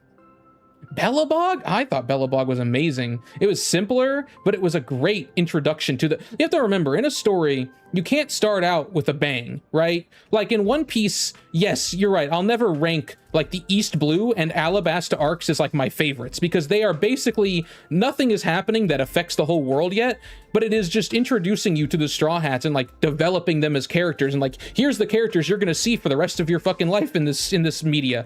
In Belobog, it's like, yeah, no Eons are getting involved yet, except Clip-Off kind of does, but no like Eonic wars are happening yet, but here's the 3 main trailblazers you're gonna see for the rest of the game. Like, get attached to them now, because you're gonna see them forever. Like, here is the first trailblazing journey of like, and you know, you gotta start small and simple like that. Now the Luofu, I defend it. I know people don't like it, but the Luofu is also, it's like, now you saw the trailblazing expedition, here's like the main faction that's going to be your ally throughout the entire game. Like, they're going to keep popping back up. They're going to be like your most steadfast ally. Also, here's like Kafka to explain like what the plot of this game is going to be, like where the journey is going. Because at the beginning, you're like, oh, it's just a journey. It's an aimless journey. We're just going around connecting planets. Here's Kafka to be like, no, you're going to fight Nanook. Like, I think Belobog and Xianzhou are good for what they are to the story of Star Rail. And I think Penacony does a great job of being like, okay, here you've been introduced. Now we're going to kick you off into 2.x. Here's a bunch of Eonic stuff. Here's a bunch of cosmic scale stuff. And then you fucking just every shit to the fucking wall in Amphorius, dude. Fucking Eonic wars. We're trying to kill an Eon. You know, I think Star Rail is a perfect example of how to ramp up your story. Absolutely perfect. And then Plain Arcadia, it falls back down again, you know, not as crazy, but then, but we're going to revive an Eon. Okay, but still keeping with the theme of like, now things are always going to be crazy. Like, we've introduced you, things are going to be crazy, but also this arc is a little bit calmer than Amphorius, where we were literally trying to save the world from like the end of the universe. This is more like, okay, we have to fight a Lord Ravager and stop an Eon from awakening, but it's not quite on the same level, but it's still like cosmic scale, you know? I didn't like the part in Belobog where we just fought Svarog. I don't know. I like the underworld part. It's all part of the adventure. Everything in Belobog that happens is all part of the adventure that like builds up that like relationship you have with Dawn Hung and March. Like everything that happens in 1.x is why I feel like you are even a family in Penacony. The moments in Penacony where you stand together as a family feel earned because of the stuff that happens in 1.x. If you went right to Penacony and they were like, we're a family and we're gonna stand together against you, the Trailblaze, rah, it would be like, why? You guys didn't seem like you were that close at Herta Space Station. Like it seemed like everybody like was just kind of here to be here. But it was like through Belobog where you fight together with March and Dawn Hung, and then through the Xianzhou where Welt looks after you and you build that trust, and Dawn Hung has his moment where he transforms and he decides to stay with you and tell you guys about his past, and it's like all that trust is built to like then bring it forth into the next few story arcs where like you can be like, oh yeah, no, they feel like a family now. And nowadays they literally feel like a family. It's not even like in a metaphorical sense. It's like I think they are a family. Like I think the Trailblazers literally look at Himiko as a mother and Welt as a dad. Like I don't think it's even metaphorical anymore. I wouldn't be surprised if like we just start calling them that, like start calling them parents. We have a few times, I'm pretty sure. I get that my issue is specifically this Svarog bit is why we kind of don't talk to Clara much afterwards. What do you mean? I thought the Svarog stuff was good. I thought it was interesting. It was also because like, especially after replaying it, I kind of liked it. Like him having all of the information on the stuff pre-disaster in Belobog and stuff, like it provides a good reason for why the underworld is like still sealed off, despite the fact that like they want to go back to the surface. Like he's trying to protect them. He's a great representation of why the preservation is flawed. Like he's trying to do good, but in the end, it's like doing bad. You know, I liked the Svarog stuff. I'll say I think Belobog is great. I think a lot of stuff in Belobog is very well written. There's some stuff in Xianzhou I don't. That's the thing. Belobog is simple, but I think it's a great arc. I think so much of it is just, it's short, but it's concise, but it's super well written. It's a super good way to kick off the game. Like, oh god, I could just talk about the things I love in this game forever. After we fight Svarog and return to the overworld, we don't really talk to Clara aside from... I know, but you have to remember, back then they had shorter story because they were putting all of the characterization in companion quests. I like Clara's companion quest. I think it's cute. I think it gives her that characterization. You have to remember, we didn't talk to almost anybody after we did that. The story from like 1.0 to like 2.0 really was like the story. The characters mainly got their characterization in the companion quest. That's why there's so many of them, and that's why we don't have them anymore, because from like 2.1 onwards, like Aventurine, there's no reason for an Aventurine companion quest. 2.1 is his companion quest, you know? And then like 2.2 is literally Robin and Sunday companion quest with like Boot Hill's kind of there. And then 2.3 is literally like, you know, here's Firefly stuff, here's Penacony fireworks. Then 2.4 and 2.5 are just Fei Xiao, Zhao Cho. Like every arc from then on is like, we're gonna focus on the characters, which is like I'm fine with that. I like that. I like putting the characterization in the arcs. That was your issue? I mean, if you're just gonna rate only the main story, but I consider the companion quest part of the story. I mean, like they come back up later in the story, so they assume you've read them. They're canon, you know. Like some side quests, sure. We won't count side quests necessarily, because I don't think they almost ever come back up, except for like very rarely. But companion quests come back up. Like the Argenti one's very important for the lore of Star Rail. Wow, how long did I get distracted that time? Holy shit. All right, hang on. Let me. Poor Casterus, man. She's just standing here. That's the meaning of the journey. You two want to take part with your meaningful souvenirs from the journey and give them to me. At least it's not the ZZZ, yeah. Why? Our reason is the same as yours. Well, their reason's probably that they can't take them back with them. This memento is more precious to the other person than it is to me. It's related to the game. I mean, it's okay. I like talking about Star Rail. David also does this all the time. Like, David will get stun locked in the middle of a part in the story and talk for like 30 minutes. So I feel like if you know, it's a fine thing to do, and it like gets my opinions out there. I don't like combining companion quests because usual player does well. Okay, we're not going to count what the usual player does. Okay, we're just gonna. I'm just counting what the story is, and I count companion quests because it's part of the story. It's like if you wrote a story and like put stuff in, like, it's like ReZero has like EX novels. I count those as the story too. If it's canon to the story, I count it as a story. I'm not gonna. The usual player in gacha in the first place is like skipping the story in the for Jades or whatever. If they did like a companion quest in like Trails, the players in Trails would be playing the companion quests, like the majority of them. So I combine those for sure. This memento is more precious to the other person than it is to me. This is your first time in this cosmos, right? But you and I both have our own deeper reason. It's both your first times in this cosmos, I just realized. I know. That's Miss Tosaka's secret. Let's set that aside for now. Right now, we have no option but to defeat Ishtar. Otherwise, Miss Tosaka won't be able to continue her journey. I hope I get to see PHAINON soon. Beating a legendary goddess, huh? It's a funny coincidence how it lines up with the Chrysos Heir's adventures, and as I've written, it's true, kinda. Actually, that's exactly why we are here. Oh? We will help Miss Tosaka defeat her. Aw, you're joining us, yay! You live up to your names as epic heroes. But will the methods meant to slay titans be enough to kill a Mesopotamian deity? Perhaps you missed it, Miss Tosaka. I never said kill. I said defeat. Defeat? That's right. Why is it like zooming up to the Mechatron? Titans or gods. Oh, I guess because they're talking about Humans are gods. nothing to them. The odds of ants slaying a behemoth are incredibly slim. It's so tall. But if they can create their own rules, even ants have countless ways to win. That's how the epics of humanity are all written too. We must create a holy grail war especially for you, Miss Tosaka. Interesting. Okay. Here comes the sister's hot-blooded combo attack. Oh, she's blushing now. While I was stuck as Sparksy's servant, I learned a lot of Fuyuki's city's secrets from that archer. I finally understand how the Holy Grail War really works. I wonder if Archer's helping her because she isn't, like, evil. You could say it's the only viable strategy we have left. Maybe he thinks he's helping the real Rin. Like maybe he thinks that really is Rin's wish.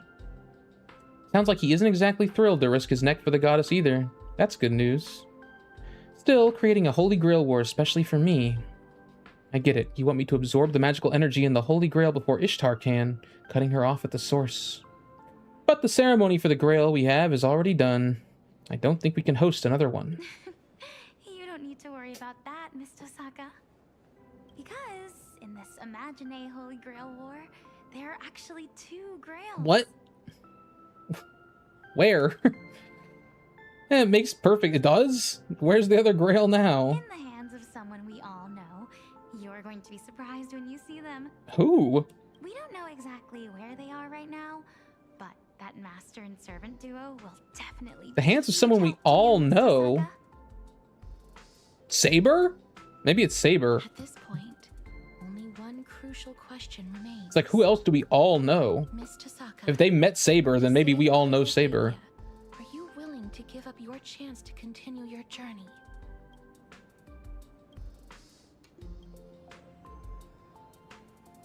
We might still have other options. We might have other options, but the most effective one is probably the one right in front of us. I already swore I'd bring this event to a satisfactory end. At this point, wouldn't I be a laughingstock to you, great heroes, if I backed down just because I heard there'd be a cost? If I lose something, I'll just find a way to get it back. Believing I won't lose anything in the end is how I made it this far. Rest assured, I've been prepared for this since the moment I started this journey.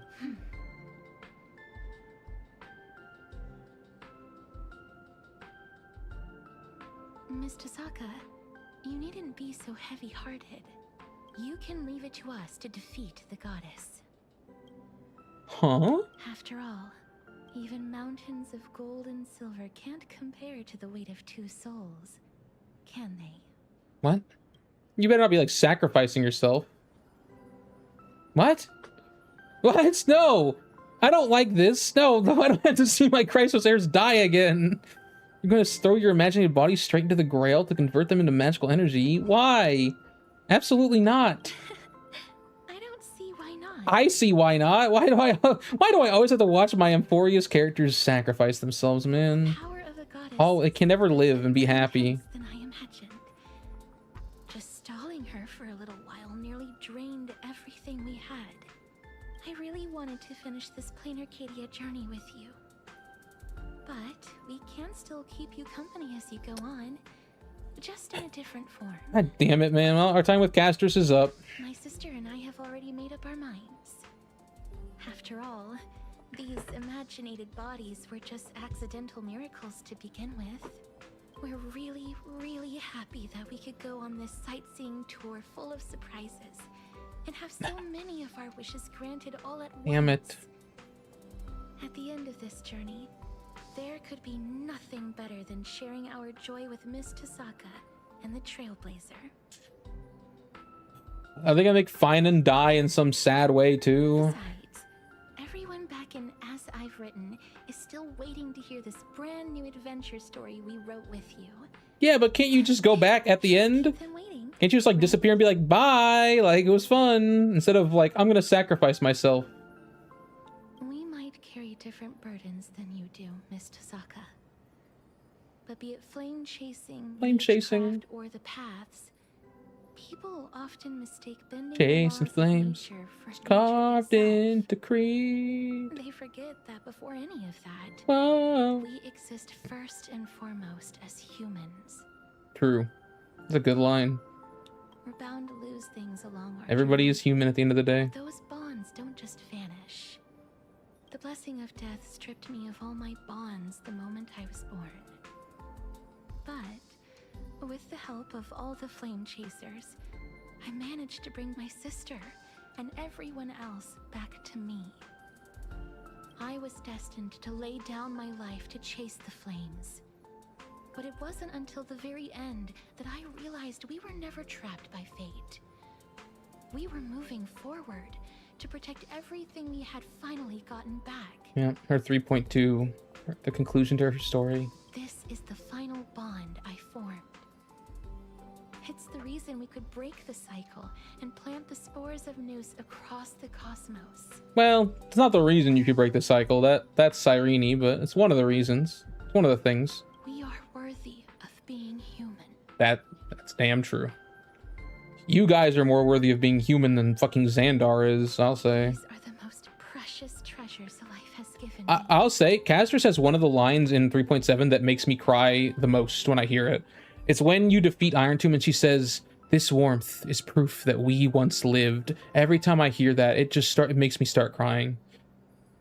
Just because like what it means, like once lived, like just like these people we formed such deep bonds with that, you know, that the rest of the universe might think aren't real, but they were real to us. Like they lived.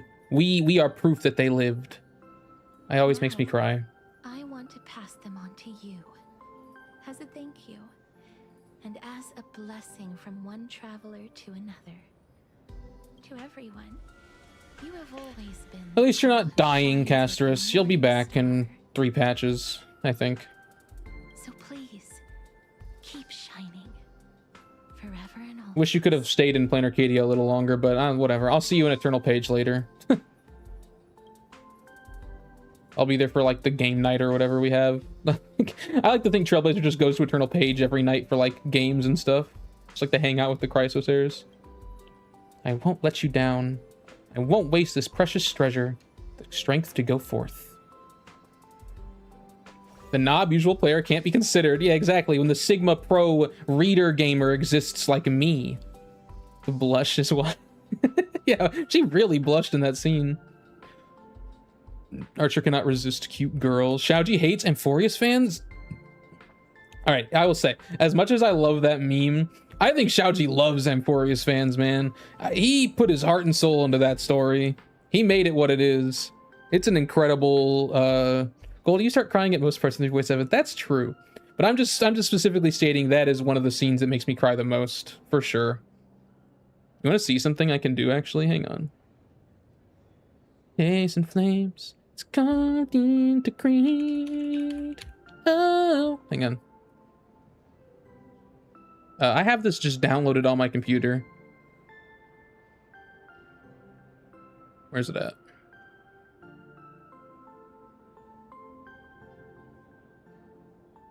Will it just play? Wait, why is it like not playing the music of it? I can't hear it, at least. You guys hear it? Not playing the music for me.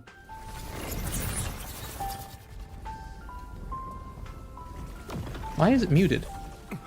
We can hear it? I can't hear it. That's weird. Why can you guys hear it, but I can't? Whatever. I just have it downloaded on my computer. Why can't I hear it? What? Oh, I know. I bet I know why. It's because I have like a thing set on OBS to not hear things back. There we go. There we go. This part right here. Why not come a little closer? This warmth is proof that we live. This whole cutscene. This is my favorite cutscene in the game. Stay strong. Eyes forward, always. This arrow isn't the end, but the beginning of hope.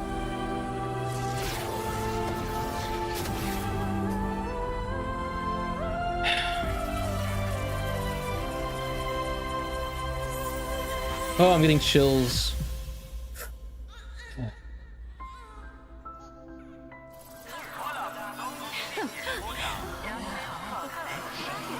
And I love this part too, where like Scroolum talks.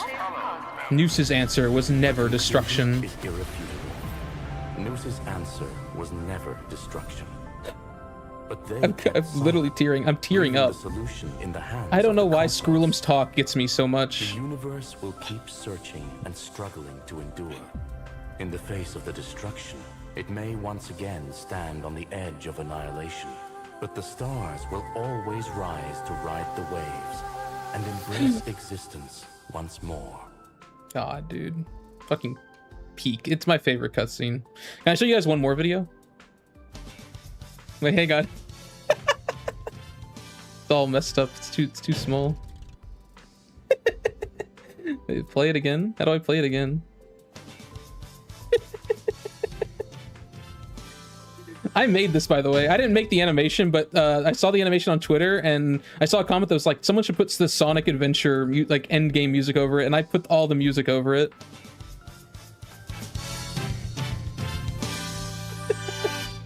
I even put that like sound effect that comes up. Like I did a lot of work to make that a reality. All right, back to the game. I'm modding Castrus's model into Sonic Adventure. And with that, the truth about Ryder, Miss Castrus, finally came to light. Her true master was her sister, Polixia, who was granted imaginated life alongside her. I love Sparksy just still there with her life. That's like such a funny chibi for Sparksy. I have this power, I must use it. The treasure they were given was Hades' Helm of Invisibility, arguably the perfect item for two sisters who wanted no part in the conflict. Shame they were blackmailed into being Sparksy's accomplices. Yeah, come on, Sparksy, you had to make them be your accomplices. At least we have to meet them because of that. On the day of the final battle is drawing near, but now I am absolutely certain that the final victory will be ours. Oh, that only gave us 3%. Castrus and Polixia put their souls into the Grail and it was 3%. Wow. Cannot draw this card. Wait, what's the point of having that? Like, oh, it's like just takes space out of the deck. Actually, it's kind of nice, but I don't think there's anything I don't want. Nah, I don't think I'll replace anything. I like my cards. I actually did. The worst kind of tears are the ones where like they don't fully form on like your face, so they're just like well up in your eyes and like make it hard to see. Like all the water is just like in my eyelashes and shit now. God damn it.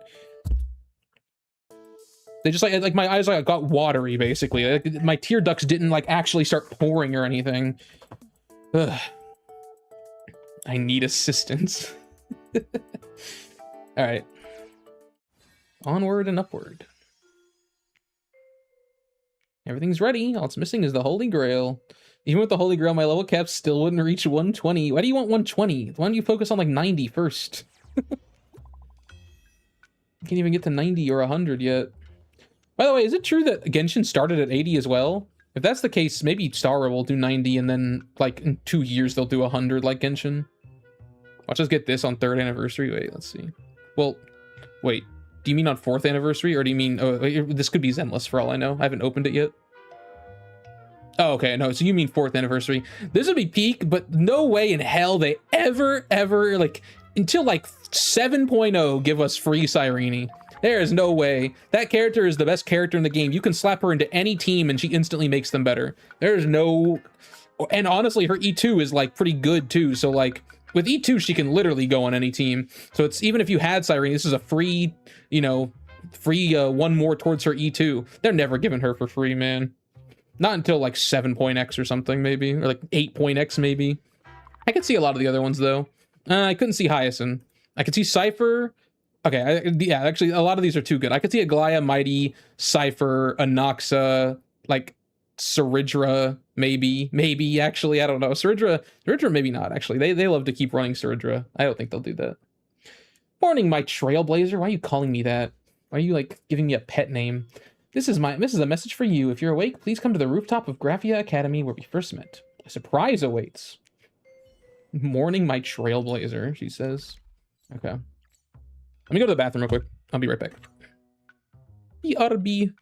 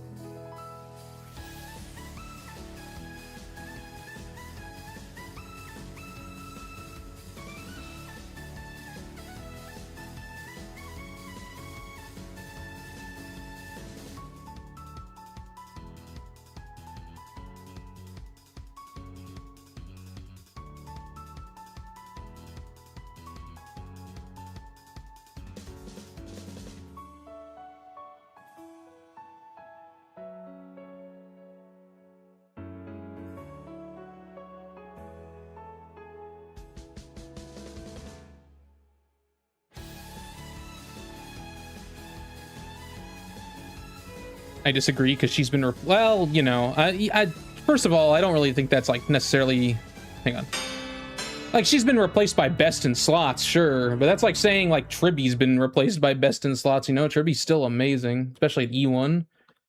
E2 Cyrene you can literally just put on any team and she does well, and E0 Cyrene you can also pretty much put on like any team except for ones that have like a stringent 3-person requirement, like, and you can't fit RMC Cyrene together. But wasn't Kafka on this year's one? Yeah, but Kafka's not a universal support. She can only go on one team, not every team. Kafka only goes on Dot. Like, yeah, she's best in slot for it, but she's only Dot. And also, I think Hoyo knows Dot's not the strongest team, nor will it ever be. She has more than one? What other team is Kafka on? I don't remember her being on any other teams. Okay, let's go. Wait, what is... I guess we'll go here. No, just take me closest to it. Oh, okay, with Acheron. Yeah, I know, but that is if you're gonna dock Cyrene for not being best in slot, which in a lot of teams she's still second best in slot. Kafka's like the like 5th best in slot for Acheron. Like there's so many better ones for Acheron than Kafka. It's like Silver Wolf. I think is Pella not better? Black Swan I think is better. I mean, obviously M-Blade is better. Jiao Cho might not be anymore. Jiao Cho's kind of dead in the water. Poor Jiao Cho. That man is a 4-star. That man is... I think that man might be worse than Pella nowadays, honestly. Maybe not. I don't know. Turn over this eternal... Oh, I didn't mean to press that. Whatever. We'll just look at Cyrene for a second while we wait for... I don't want it to be a part of the cutscene, like all the flowers and stuff. Nice, Cyrene. Literally any other Nihility over Jiao Cho, I assume. Yeah, he's kind of dead. My poor boy. I was so excited for him back in the day because I thought he was going to be like a dedicated Acheron support. And like he kind of was, but like not really because he's basically just like premium Gwynaifen. Like over Jiao Cho and Kafka. Okay, yeah.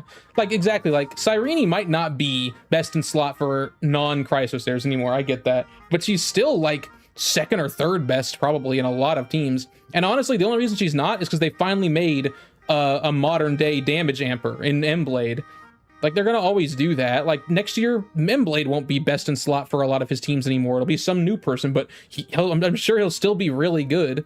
The point is like when you here's the thing, right? This is the problem I have with HSR meta, despite the fact that I'm very into it myself. when someone stops being best in slot for teams, people start acting like that person is T5. And I'm like, what? Not everybody can just pull the newest units. Like, some people pull their favorite, and they're like, maybe their favorite was Cyrene, and they're like, oh, I'm so glad this unit is like still so good for all these other teams. Even if M-Blade came out and is like better now, like strictly speaking, like I can still use this unit on like every team I want, basically. But it's not like M-Blade came out and they like took away Cyrene's ability. She's still amazing. Like, she's still, that's why I don't think they'll ever give her for free. I still think she's the best support in the game, because yeah, she might only be best in slot for the heirs, but I still think the heirs are the stronger teams over, like, I don't know.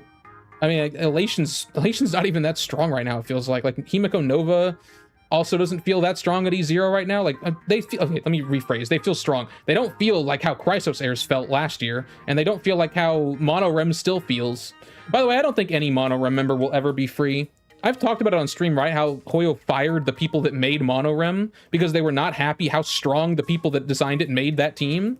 Like, that's why the teams this year don't feel as strong as Monorem. They don't like that. They don't want the team to I don't think Monorem's like ever gonna fall out of meta.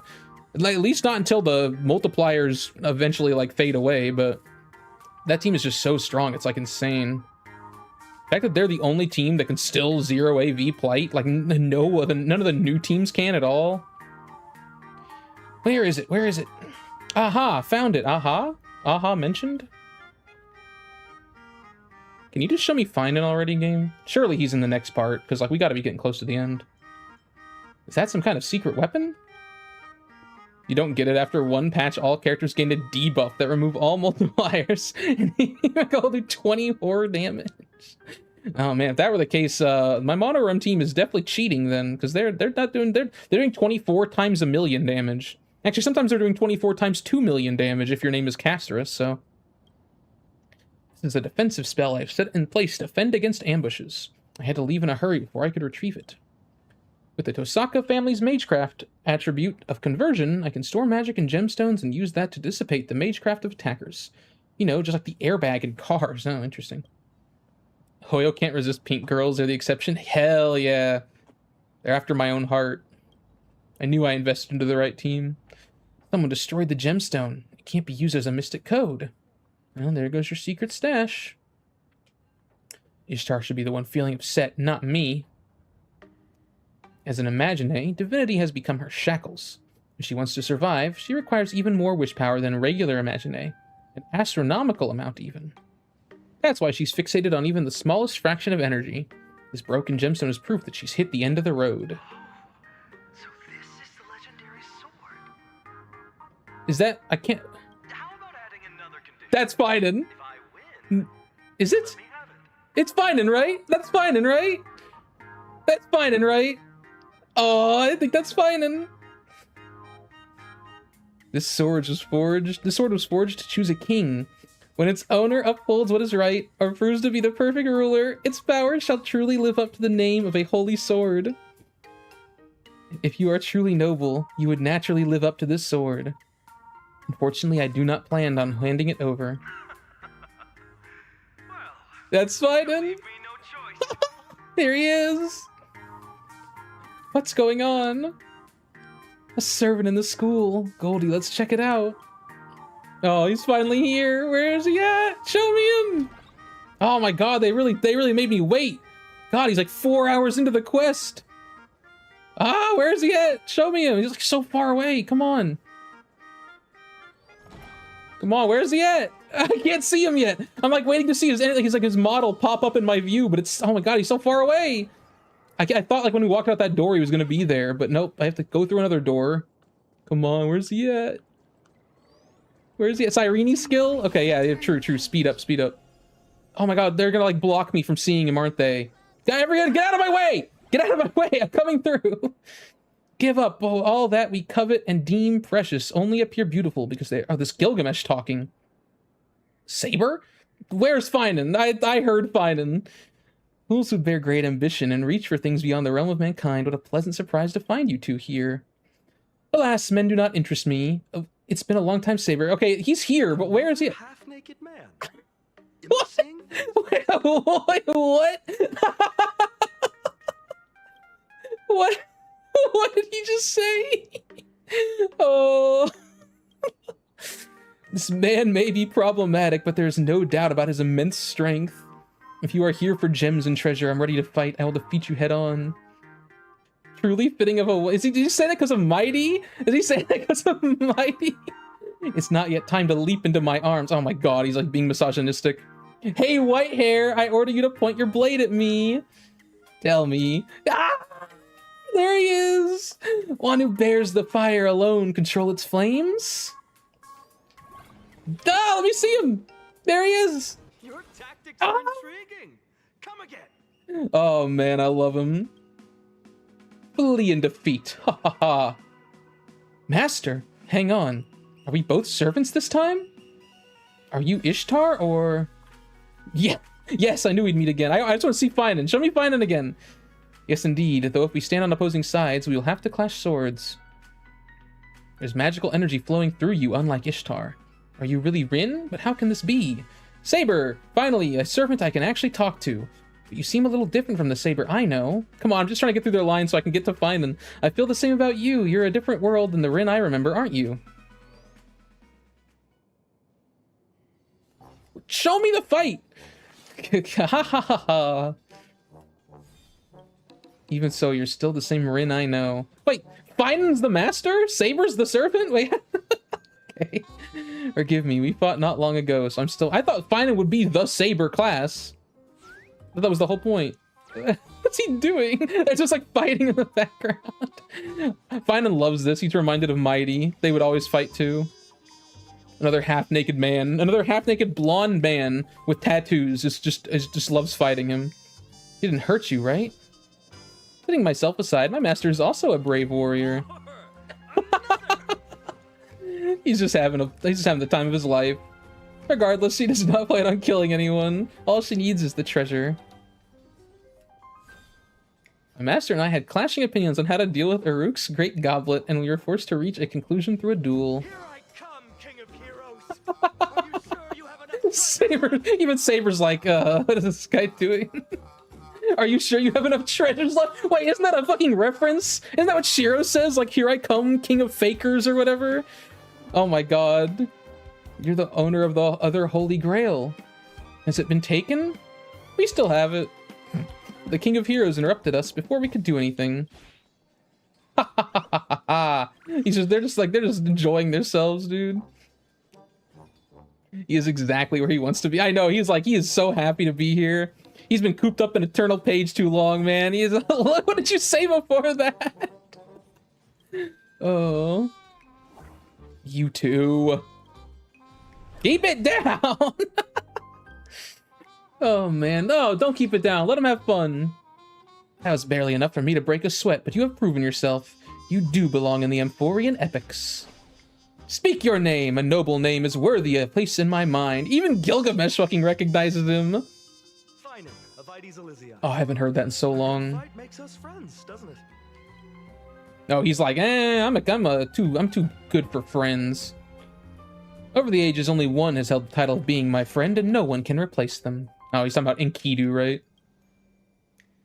Be content serving me as your king, as I rise upon your shoulders. Yeah, right, Gilgamesh, you could never beat Finan. Why are half-naked men always ordering me around like this?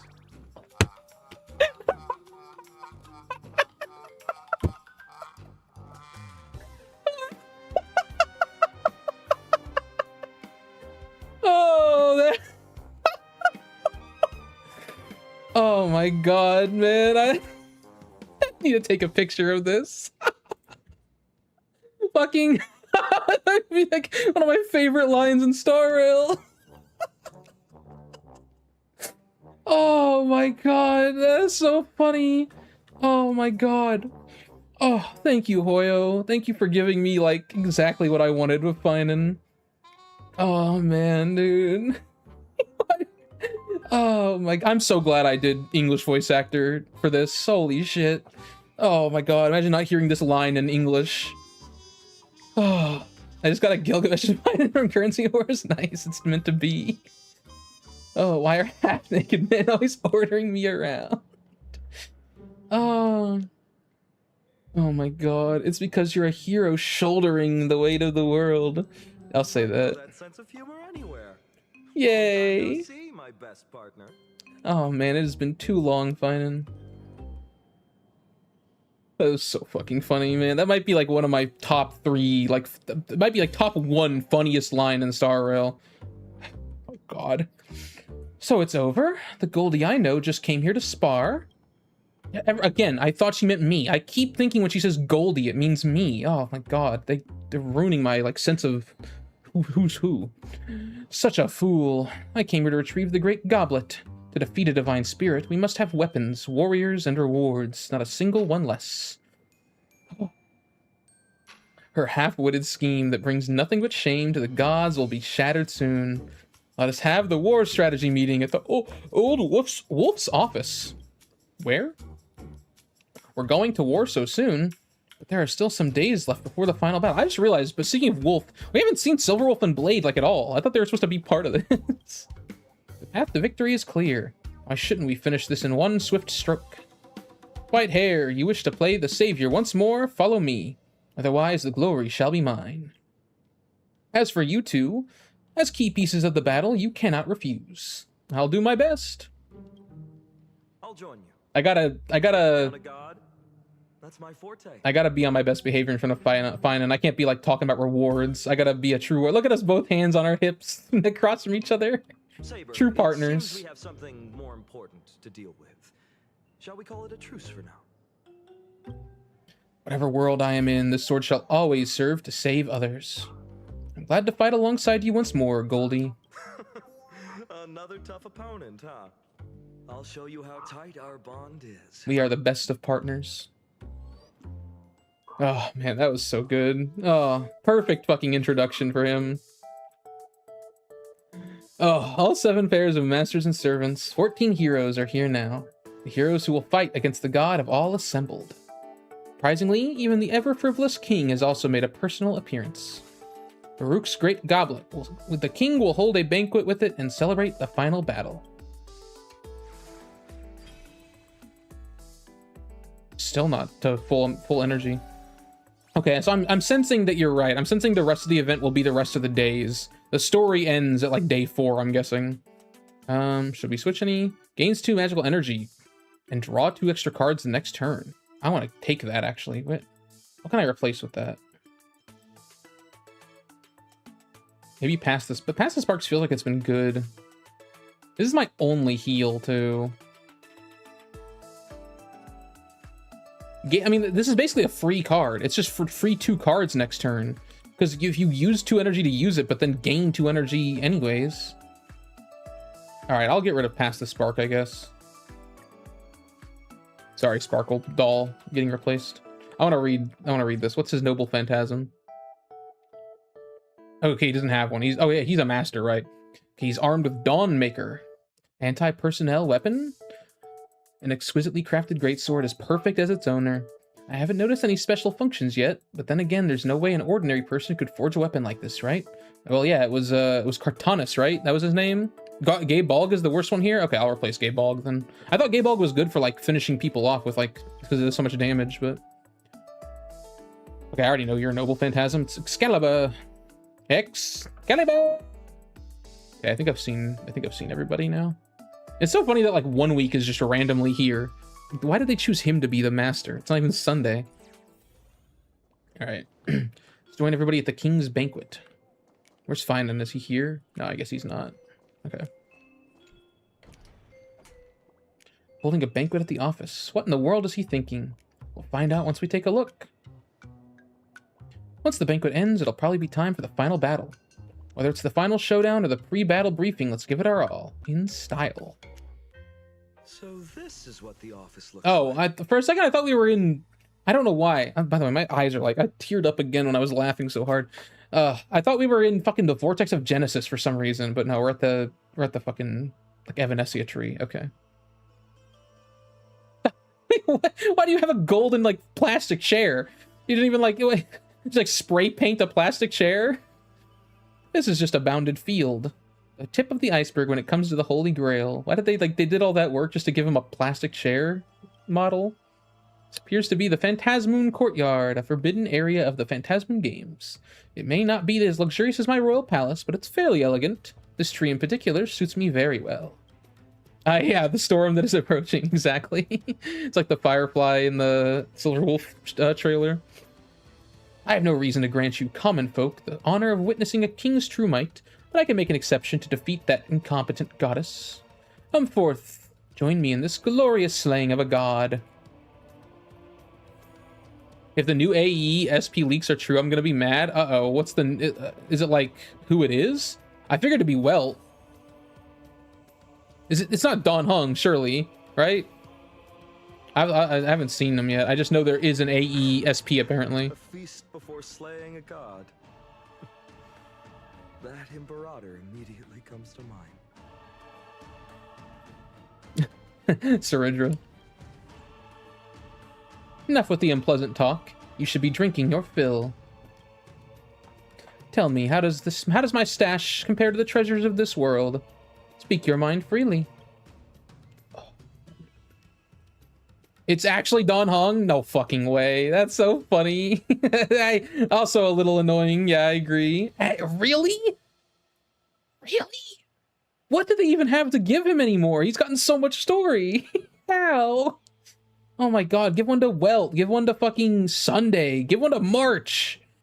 That's crazy. I can't believe they're gonna... I know he's popular. That's probably why. Ugh.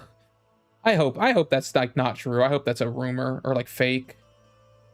And if it's not fake, God, I don't know how they're gonna make it good.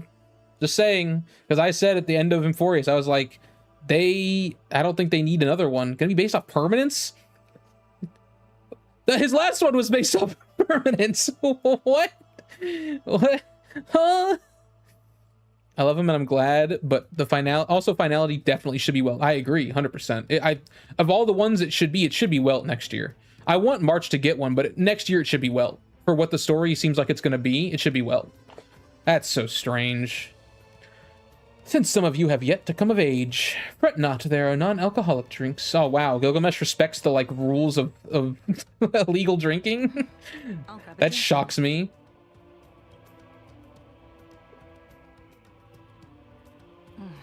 It perfectly balances the richness of honey, the sweetness of lilac and vanilla, and the tartness of citrus. I can even feel the dense and vast warmth of soil. Like I'm stepping into a spring garden hanging in midair. The way he sits, man.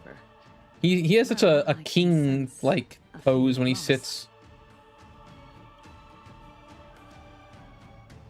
Ha ha ha. Certainly it is the fear of loss. At the right amount of bitterness, treasures lose their value. Elation, the foundation of all things, is another name for it. The foundation of all things. Legendary King of Heroes, do you fear loss too? This concerns my heavy past. If I speak of it, you shall have to bear this sin for the rest of your life. It'll just be one of many things on my shoulders. I'm all ears. Aww. Reckless fools who have no concept of sin. But I shan't spoil the merrymaking, so listen closely. The union of loss and gain is the law. In the past, the gods were enforcers of the law. They controlled the balance of loss and gain, thus preserving their rule. However, the gods created humans. Unlike their creators, humans' desires knew no bounds. The world morphed the world morphed to suit their desires. With enough time, they could even alter the rules of planets. The gods foresaw that the law they defended would one day be overturned, hence they came to experience the fear of loss. Interesting. Despite being gods, most of the titans of Amphorius chose to walk alongside humans. Even the Eons are hardly hostile towards humans. Yeah, well, they don't care. They don't care about humans. He respects the laws of alcohol, but he's still misogynistic, exactly. That's why it shocks me. The gods could not match humans in numbers and desires. Thus, they were forced to merge both and create shackles that would bind humans while embodying both perspectives. No, you know the real reason is just because they can't do that in Star Rail, but it is funny. As long as they forsook their dignity, they could continue to rule over the law. This was the optimal loss and gain they could come up with. They reached the same conclusion as the Theoros. As Lygus. And thus a child of the gods was born with mixed blood and a heavy burden upon his shoulders. He was like a wedge cast down from the heavens by the gods, the wedge of the heavens. That is my true nature. That may be so, but there are stories going around about how this child of the gods overthrew the gods with his dear friend. It is true that this body was crafted by the gods, but that is a separate matter from the being known as Gilgamesh. I don't know this lore about Gilgamesh. Once the wind gusted into the opening, and my soul struggled awake. I began my life as me. Since I've decided to be a king, the land beneath my feet weighs deeply in my heart. As for the gods, why should I care for them? I understand now why I've been strangely drawn to you from the moment we met. Oh no, fine, and I think that's why. I think it's because of Mighty, maybe. We walk the same path. I think you've been drawn to him because you miss your boyfriend. Don't worry though, he's back in Eternal Page. You'll see him soon. Huh, my destiny is far more By the way, it's like only been like 4 days. Finon's already missing Mighty after 4 days. Oh yeah, I can see it. My destiny is far more complicated than you can fathom. Instructing my subjects, reveling in wealth, standing alongside my friend, eliminating all evils that hinder the development of civilization. You're right. I take back what I just said. We walk different paths indeed. Certainly so. I am the king, and trivial matters such as those were handled in the blink of an eye. Until another life returned to dust and soil. In common speech, that would mean death. What did Automod do this time? Okay, Automod might have done its job that time, Stone. I'm not gonna lie. Automod might have done its job. It highlighted the whole sentence, just so you know. It highlighted the entire thing. I might leave that one in the Automod. Until another life returned to dust and soil. In common speech, that would mean death. It was my close friend, the only one who could stand on equal footing with me. I don't even think that's my Automod. I think Twitch Automodded you there. I let my beast come out. Well, it's okay. Automod caught it. Don't worry. Only then did I understand the need to mourn the death and to fear it, even to be conscious of its existence. And in that moment, I was finally able to face my true nature. Basically, all Stone said is he's attracted to Gilgamesh Run, but he said it in a much more NSFW way. I dare you to let it go through. It's a dare I won't be taking. I almost feel like Twitch auto-modded that because it's like against their TOS. I'm gonna leave it there. Can you comprehend this? From the very beginning, I was born from the god's fear of loss. Interesting. That's enough for now. It is merely a short and amusing journey tinged with confusion. So he doesn't really fear loss, he is the fear of loss. I think we're thinking about the same thing, Gilgamesh. Even the mighty Ishtar is scared of losing this hard-won imaginated life. That's why she needs the Holy Grail to live on as a real god. It wouldn't be a Holy Grail war if we weren't fighting over the Holy Grail. The Holy Grail responds to wishes, so think carefully. What do the treasures you've received mean to you? Loss and gain. Does fear of loss also imply gain of desires? But your musings mean little to me. Maybe he's saying you should take paid leave and get some rest. I only have one wish this time, and that's to give it my all till I'm satisfied. That cowboy's bound to leap for joy if he sees this darling chalice. Okay, talking about Boot Hill, I assume. How shallow. As for you, officer, you must be here because you have some dark secrets to hide. I agree, but it's my duty as king to keep spoilers from spilling out, so I won't force you to speak now. Thanks, Gilgamesh. I'm sure we're going to find out in the next 2 patches. We received the Great Goblet. After the adventure in the dream world, the wish-granting chalice no longer matters much to me. I suppose it must mean something more to you. As things stand, do you still wish to use the Great Goblet to summon your companions and reunite with them? Say yes! He's gonna say no, because the game won't do it. Coward game. Upon learning of your past, I was relieved to hear that you had your own wishes. However, I can sense that they don't come from your heart, but from regret. In fact, they may even be born from hatred of your past self who failed to achieve perfection in everything. Damn, she really read into you like a book, Finan. Just a little. His wishes aren't even his own. He literally only has... All of his wishes are just to fulfill everyone else's wishes. You noticed all that? Wow, yeah, she really... She figured you out. My instinct is A rank. Interesting. You burned everything down to save the world, fighting for an impossible chance to survive. If the chance arises again, I sincerely hope that Amphorius can embark on a life that is no longer so cruel. Man, fucking based saber. However, if you hesitate, the price will be unfathomably heavy. Ooh, okay. I understand. Losses are a constant on the flame chase journey. They're a constant on everything. In fact, Yeah. this can be said of every journey taken as a human. The flame chase journey is just the trailblaze in our universe, so. Moving forward comes with loss. Staying rooted in the same spot might be a way of avoiding fears, but you will inevitably lose something even more precious before you even realize. What remains after a story comes to a close, after all material gains and losses are accounted for, something that seems to spring into being from nothing at all. Yeah, it's like exactly what happened after Amphorius. What remained after the story, even though, you know, we lost Cyrene, we had Amphorius start to be created and be real. Did it actually highlight the entire message? It highlighted everything except for PHAINON and run. So it highlighted like 80% of the message. Yes. Oops, wrong thing I tabbed into. It's a lie to say I do not wish to meet them again. But if it's just a fleeting wish, light is a dream.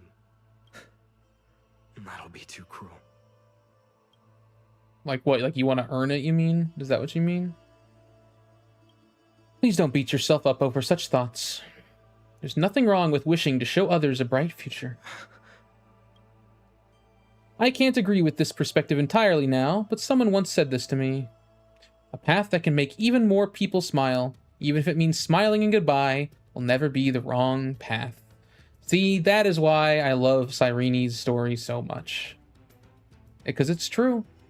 She made the right choice, even if it's a choice that makes me personally so sad. It's the right choice. Oh, what the hell? Hello? What are you doing here, Archer? We should discuss how to fight Ishtar. You seem to be pumped up for it. Any ideas? Miss Castorus and Miss Polixia were a huge help. Gilgamesh, too. King of Heroes, if we channel magic energy into your goblet, can we rewrite the Master Servant designations and gather all the command spells into a single body? Hey, you said magical energy, didn't you? Not wish power. It's meaningless to replicate another Imagine Holy Grail war. We're bound by the same rules. There's little chance for mortals to defeat a god. We must dictate our own rules, ones advantageous to us, and begin a true Holy Grail war, belonging to the mages. I swear I've probably caused Automata to trigger more this past month than the rest of the year. I mean, mages are just a bunch of delusional lunatics trying to create a new order and overcoming the gods, reaching the root. I remember her explaining that. If they reach the root, they basically get to create a new origin, or like a bunch of new origins, aka they become a god. I agree, but it is a lot for you to reclaim the magical energy you have now. If you channel the magic energy into the Holy Grail War ritual, you will never be able to leave this cosmos. You can join us on the Express. I've made up my mind. I've learned from the myth of Ishtar in the underworld. Even if all my treasures are ripped from my grasp, I'll take them back one by one. Remiel fans versus Twitch TOS. Believing I won't lose anything in the end is how I made it this far, and I will walk with the same belief on this path ahead. Even if this path leads to hell, I will forge on. Damn. She's pretty like mature. Ha ha ha ha. Shallow, ignorant, foolish, absurd, but this obstinate declaration pleases me. Go on, follow me on this royal path. Take it and do as you please with this world. Why am I'm like getting scooted off screen. I always do that. Wait, no, that's way too violent. But we'll gladly receive the Holy Grail. After all, rules are made to be broken. Now it's time for the decisive piece in the battle. Goldie's noble phantasm. After coming here, I've indeed lost a lot. However, I've also gained plenty. Forming a contract with Goldie, reuniting with former friends, foes, and my other self, striving for a common goal with everyone, and enjoying the journey we're on, and the one we'll be embarking on. Most importantly, we managed to open our hearts despite knowing nothing about each other. Without this dependable servant of mine, I wouldn't have made it this far alone. This unyielding bond is our greatest weapon. It is my noble phantasm, my origin. It is proof of my trailblazing. Seems like the connection between you two is adequate to unleash Goldie's true power as a servant. Although no one knows the truth behind this weapon, as long as it can be activated as a noble phantasm, we can temporarily manifest a miracle that rivals the second magic. I don't know what that means, but the magic that controls parallel worlds. Okay, got it. You can draw wish power from parallel worlds and deploy an anti-divinity reality marble. The Holy Grail has never imparted any knowledge to Goldie. Powerful magic like a reality marble that may be detected and sealed by the Mages Association is unthinkable. They're not here. The Mages Association are trapped in the Fate world. In other words, Goldie doesn't know how to manifest his mental landscape. The treasure of Babylon prevails over all. I shall play my trump card when the occasion calls for it. We march at dawn, foolish goddess, if you are listening. Struggle against death while you can. Archer's once again just listening in. Like, Gilgamesh in the window right here is he's just like, I don't know. What? Wait, that didn't get on. He's about to star rail the enemy. Don't expose me for fuck's sake. I mean, what he, I don't know which one you're talking about, Sheep, but he like Twitch. I'm telling you, Twitch highlighted like the entire sentence.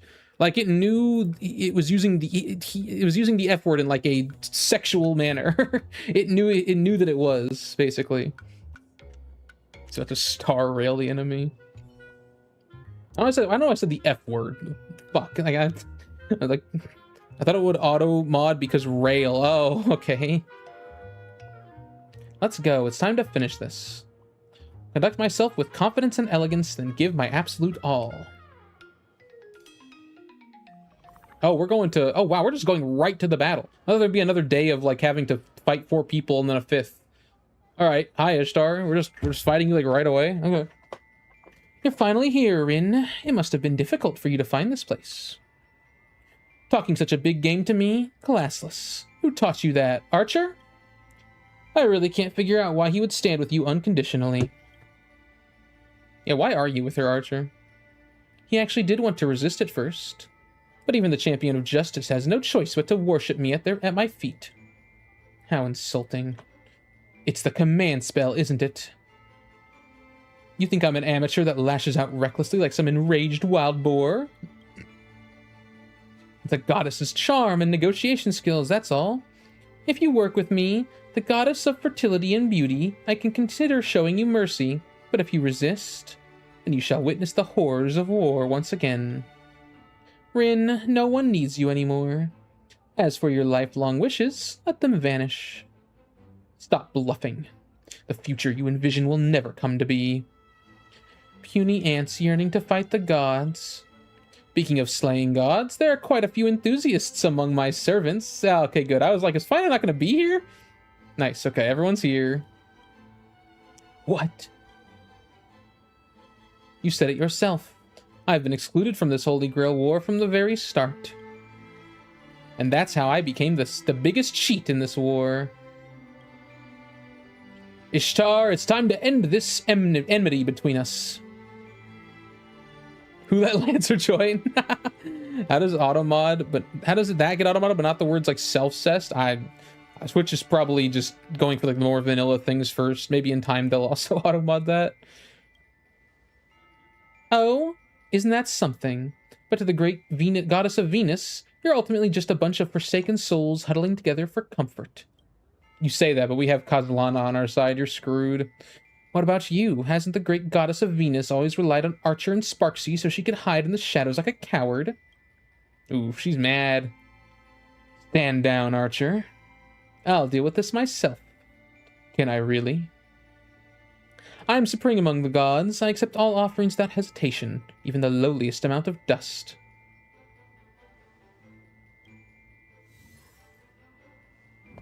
Listen closely, Rin. This is your final warning. Surrender and hand over your body. Put an end to the pain of solitude.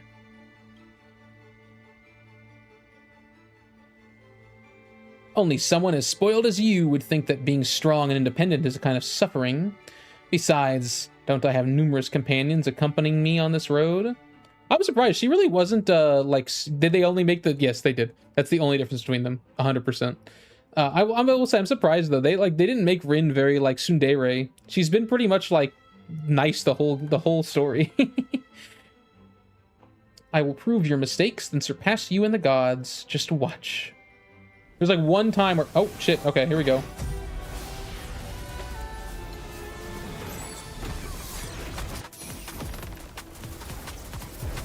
Is she summoning Aquila?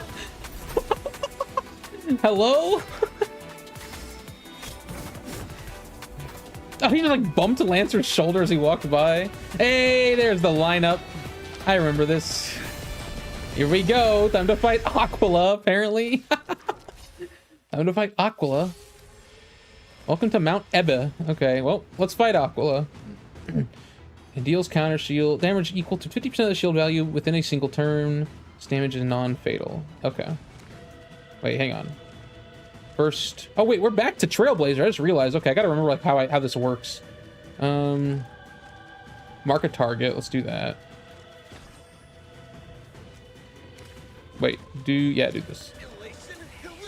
Elation hilarious. Let's draw 2 cards. Each time an ally attacks, deals 75% damage. Okay, let's do that, and then let's do all the aha smashes.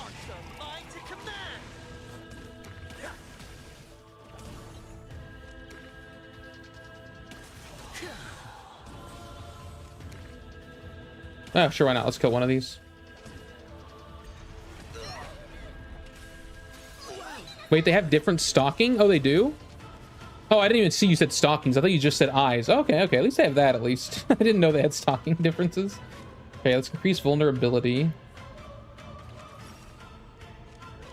100% damage, and each time the target is hit within a single turn, takes extra damage. Sure. Oh, I forgot I was supposed to get rid of Gaybalg, but whatever. Let's do this. Now let's do Rin's Pendant. This turn, for every 2 Aha Smash cards used, generate 1 Aha Smash. Okay, before I do that, let me ult, because I'll get more Aha Smashes. And then let's use that. And so just use a bunch of Aha Smashes.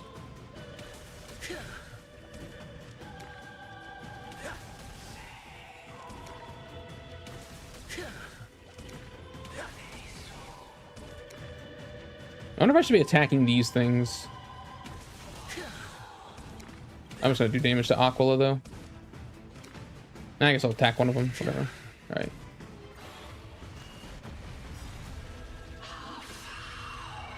Based on the number of helium flash stacks. Okay, she's got a lot of those, so... Unleash Saber's Noble Phantasm. Okay.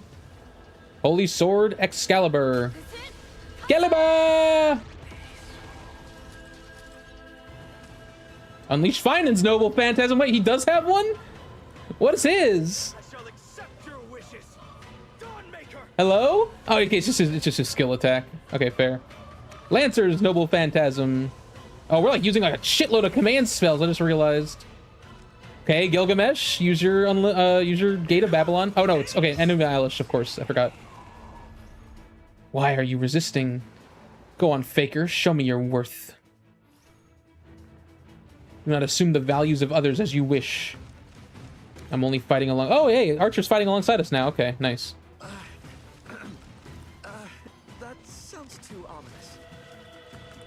Okay, 50% damage to all enemies reduced. Okay. After playing 1 trace card, it becomes 0. Okay.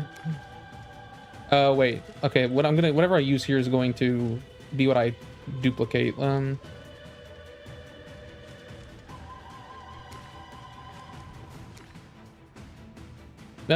Sure.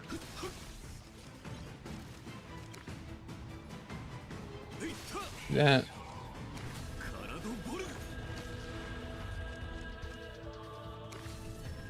Oh, I should have saved my... I didn't know I was going to get another one of these. Damn. Oh, yeah, returns to hand after being played. Okay, I'm stupid. I should read. And, okay, let's do the... We can just use all of these, honestly. What am I even doing?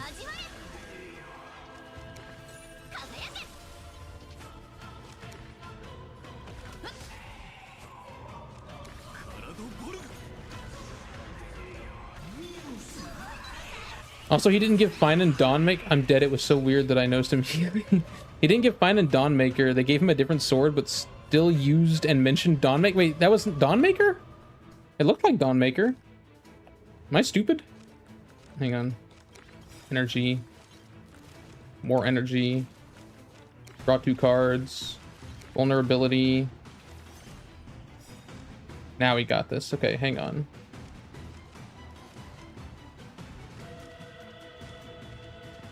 Draw a card real quick.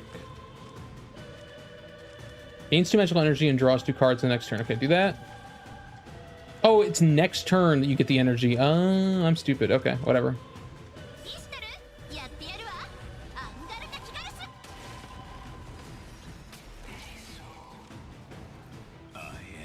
The bone of my sword. Blade works.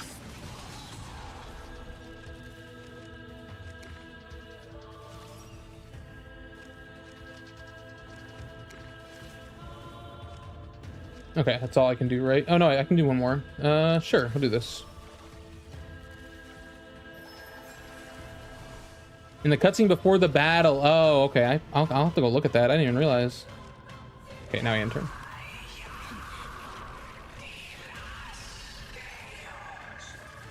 Here we go. Archer's Noble Phantasm. Even if defiance is ultimately impossible, even if salvation is ultimately beyond reach, fire up the wrought iron as well and resist the unavoidable fate. I will never accept this idea of fate. Never. Never forget this. The version of yourself you should aspire to be is always your strongest self. That's so true. Oh, time to materialize my inner landscape. Trailblazer's Noble Phantasm. Here we go. Leave it to me. Meteors of this vast universe bound to me. What is my Noble Phantasm gonna be? Oh, we got a cutscene.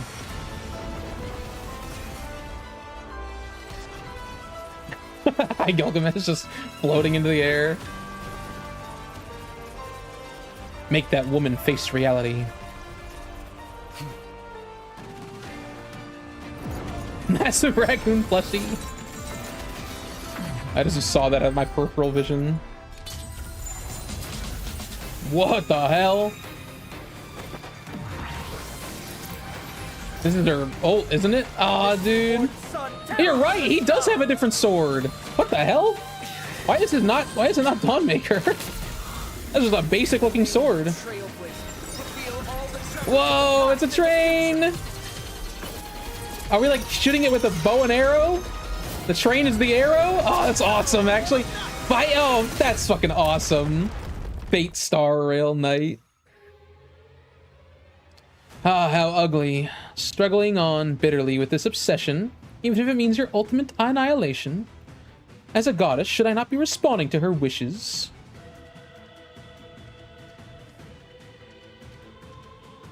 Huh. Still ignoring reality. This is the fundamental difference between you and me. While you indulge in a response to her, you've already snatched away her precious treasure. You want to destroy it with your own hands, too. I actually railed her.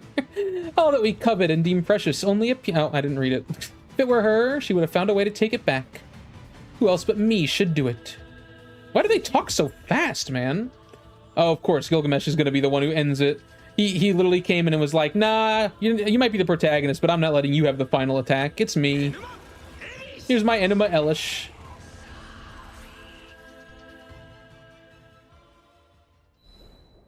The first was heaven. The second was earth. The third was underworld. The three intertwine as one, giving the world its true form. The universe was once hell before the sky and earth split. Thus, the witness and my dear friend of old raised a scepter and proclaimed, O stars above, disobey the sky. Split the earth. Shine bright in a land of death. This is the creation epic of the Babylonian myth, Enuma Elish. Enuma Elish mentioned Proto-Noah flood story. I do know it's got something to do with like real like Mesopotamian story, right? Like history. Heavenly Fathers, is this what you have once witnessed with your own eyes? Is that why you want to secure them with anchors and shackles for eternity? I understand now. I knew they deviate from humans.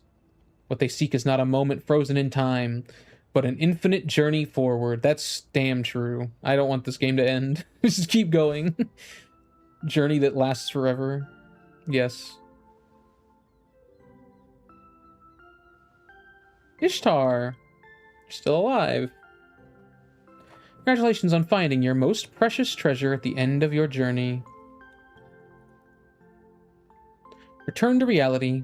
I will leave this world and... Oh, okay, I see her stockings. She has like a crown on one of them. I'll have to look at Rin's now because I can't see hers. I'll return this long-held wish to where it belongs. What are you talking about? Alright, don't be so dejected. I'm willing to be merciful despite your rudeness before. I can still take you back with me, just so you know. Huh? I only blame myself for wanting to look cool. Even though I've been pushing everyone away from me, I'll keep going and do my best to embrace everyone in my arms. I've learned from the underworld myth about you. Even if all my treasures are ripped from my grasp, I'll take them back one by one. So now I want to hold you in my arms and take you back safely. Come, let this body bearing its conviction of moving forward become one with you once more. What if he didn't give PHAINON Dawnmaker so he'd do less damage and let Gilgamesh finish it? Yeah. Yeah, it's really funny that Gilgamesh was the one who got to do the final hit, not us. Like, we got a cutscene and Gilgamesh still said, nah, I'm gonna do the final attack, though. I want Rin to embrace me and tell me everything gonna be okay. I really can't win against you. It's a promise, then. You must take us back safe and sound. Strong wind, huh? I'm alert. Touch grass, please. It's okay. I'm pretty sure I've said much worse than that. How in the world did you fall out of a collapsing bounded field and hit the ground without a single scratch? Dropping the ball when it matters most as always. I guess some last-minute support is needed from me. How is that even possible? You shouldn't be able to maintain your current state. In a world rooted in imagination, after all. Or it is a world. Not to mention, I'm a man capable of shattering my own dignity unconditionally to fulfill wishes. Aw, they get to meet one time. So one last thing. Please tell me your name so I may leave this adventure with no regrets. What is this? You're still pretending not to know me? My character is an unidentified servant, so of course, this time... Just kidding. I didn't expect you to be so unlucky that you'd meet me again after the Holy Grail. Okay, he does remember her. But since we've met, a proper greeting would be necessary to live up to the strict etiquette of the Tosaka family. Don't you agree? What am I to do with you? Then allow me to repeat myself. I really must thank you for your hospitality. Seriously, can't you just be candid in a moment like this? Listen carefully. My name isn't just handed out to everyone. I'm Rin Tosaka. Great seeing you, Archer. They keep using this OST in happy moments, but to me this is always going to be the OST that played during the final group meeting of the Astral Express in 4.3, with old Himiko. That's what this song is to me. It gives me goosebumps hearing it because that's all I can think about. They used it again in 4.4, but that's what it is to me. That's what this song is. This stunning echo is perfect for you. It's time we send you off on your final journey. This really feels like a final farewell. Just like everyone else, no matter where we are, we will definitely meet again. They need new happy music, yeah. Yeah, because to me, this just, it's not like it's stealing it necessarily. I don't mind if they use this in other scenes, but to me, this is embedded in my mind as that scene. That scene was so emotional for me that it can never be another scene's song.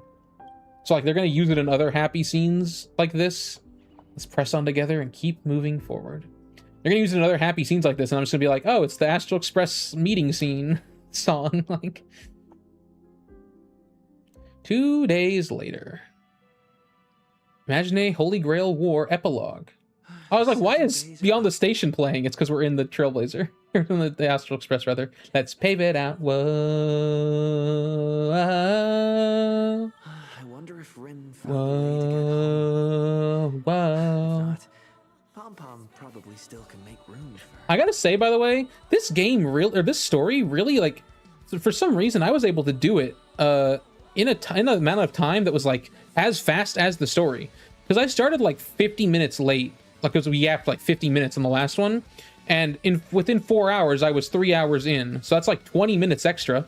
And then this was 2 hours left, and we're at 2.5.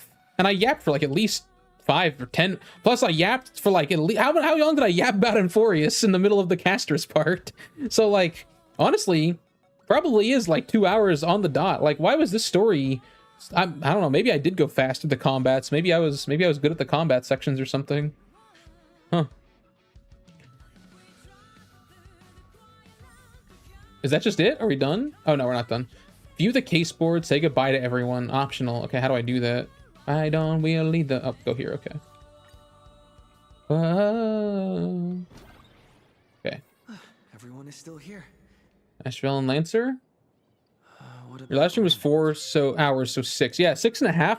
6.5 hours for a 5-hour story is already shorter than I expect. Because remember, I was saying it was going to be 8 hours. And also, it's 6.5 hours for a 5-hour story, but at least an hour and a half of that was yapping about not the story. This was surprising. The servant's power is disappearing. Right on schedule. Should now be more or less time to return to normal life.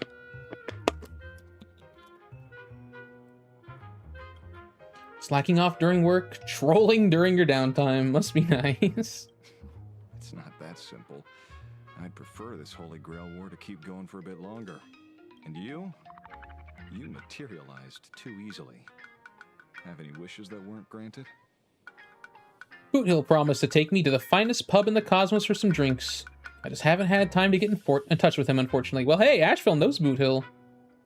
Heroic spirits have to leave behind some unresolved regrets. If not, the Holy Grail won't be able to reach me again. Why didn't you say so? I'll call him right now. Why didn't you say so earlier? Anyway, leave it to me. He won't turn down a rare opportunity to share a drink. Also, Asheville, haven't you, like, never met him? Is he even gonna know who you are? I mean, I guess he'll probably know you're the leader of the Galaxy Rangers, but... Really? I guess you're not totally useless either. Oh, well, we'll share the spoils. If there's a chance... Lancer, can I give your spear to March? Yeah, you don't need it. He, like, doesn't ever fight, really, so... PHAINON! I'm sad to see you go. I feel like we didn't get to see you much in this quest, though what we got in the school was very good. I was glad to see you again. This may be where we part ways. It's just a shame that we didn't get to test your holy sword in the end. Would you like to try it, Master? Could I? Aw, come on, let him do it. Of course. Though not right now. Aw. Let's return to the basketball court and finish our duel. If you come out on top, Caliburn will not disappoint you. I'm in. Don't make me wait for nothing. I'm in too. But we're short a referee, partner. Once we resolve issues here, you and I might even get to spar a couple rounds. Oh, I don't know if I want that. I'm pretty sure you'll win, like, every round. Duel to the death. Not to the death, PHAINON. Pretty sure you would, like, I'm sure something got bugged to you. That's the case, let us begin. Maybe share this honor in the name of Britain. Oh yeah, you guys are from the same place. Did you know that, PHAINON? You're both from Mighty Silesia. She just thinks it's Britain. Can I not, like, can I actually, like, go and, like, say... Can I actually go and watch their duel, or no? They just told me I could come, but then I can't actually. Damn. Gilgamesh and his... I think it's everyone's, like, got, like, a partner, and then Gilgamesh just has his Chimera pet. Too slow, my treasure. My treasures will soon be snatched away by the scoundrels overrunning this city. Wake up, the Holy Grail War is over. Don't worry, I won't be snatched away. Fool, I do not mean you. He's talking about his Chimera, isn't he? Even though the Holy Grail War has ended, I am still able to maintain my current state for a while. As for you, prepare to work your fingers to the bone serving me. Ha ha ha ha. Oh, that's it? That's all he had to say? Okay. He didn't even mention his chimera. Anyone else? No, okay, the thing is gone. What is this? Morning, my trailblazer. This is a message. If you manage to see this, please come to the rooftop of Graphia Academy again, the place where we first met. I'll be waiting here for you until we officially set off. I should go check it out. Yeah, let's go.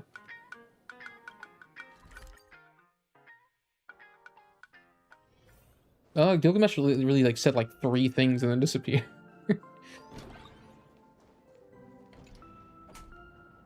I knew you'd come. Done saying goodbye to everyone? No one has any regrets. What about you?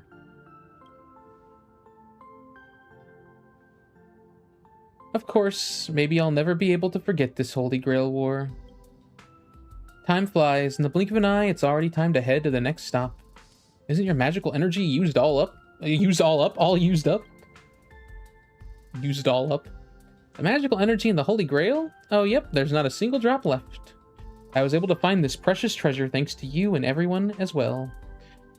At the cost of their imaginated bodies, Miss Castris and Miss Polixia transformed their own fates into pure magical energy and passed every bit of it into my hands. Aww. It reignited the ruby pendant bearing the power of conversion. It belongs to me alone, which remains as a store after a story comes to a close, after all material gains and losses are accounted for, something that seems to spring into being from nothing at all. It is the strength to go forth. It's 1,000 times more precious than all the wealth of the world combined. Tears, laughter, anger, hatred. They are all symptoms suffered by all living things afflicted with the disease called existence. Symptoms they also embrace and enjoy as part of the rhythm of life. This is the final answer given to me by this cosmos. I've already promised to return, and in case too much time passes, and you forget your master, take this parting gift, my servant. Oh, it's a game cartridge? This copy took some real digging to track down. Supposedly, it's quite the well-known fantasy action visual novel in those circles. Wait, did you give me the Fate video game? Hang on. That just exists in this world? I'm very interested in it. Keep it safe and wait for me to come back so we can play it together. How do you play a visual novel together? You can play video games too? I'm not such a tech noob, you know. Isn't there a scene in Carnival Phantasm where like you have a crash out over not being able to like work the DVR? I can play the super easy to clear games. Okay. Just to be safe, I hereby invoke my final command spell.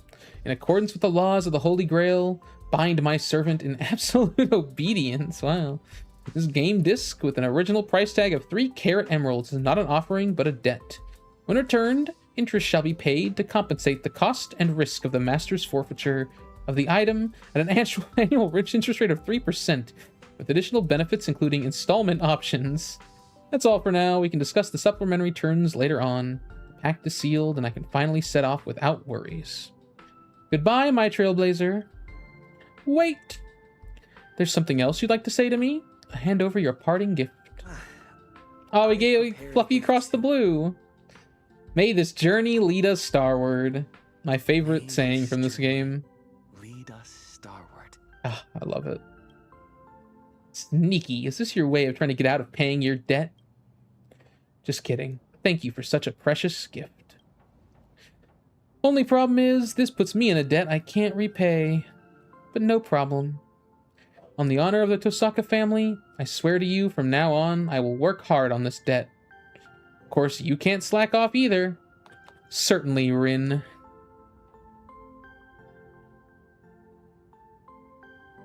Besides, since you're my servant, you must be the strongest.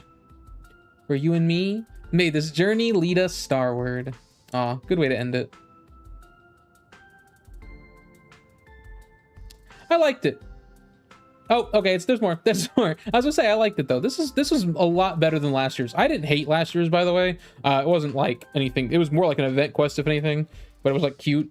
This one was like good. I liked this one, especially because they brought back the Chrysosaurs. I don't know if I would say it was like a masterpiece. I feel like I feel like people are still gonna get mad about it, but it was definitely better, like for sure. There's like actually some pretty heartfelt scenes in this one too. I wouldn't just leave it like that, of course. It would be great if everyone could find out what the most precious treasure to them is. Perfect. The magical energy you've all given to me will be more than enough for a good while.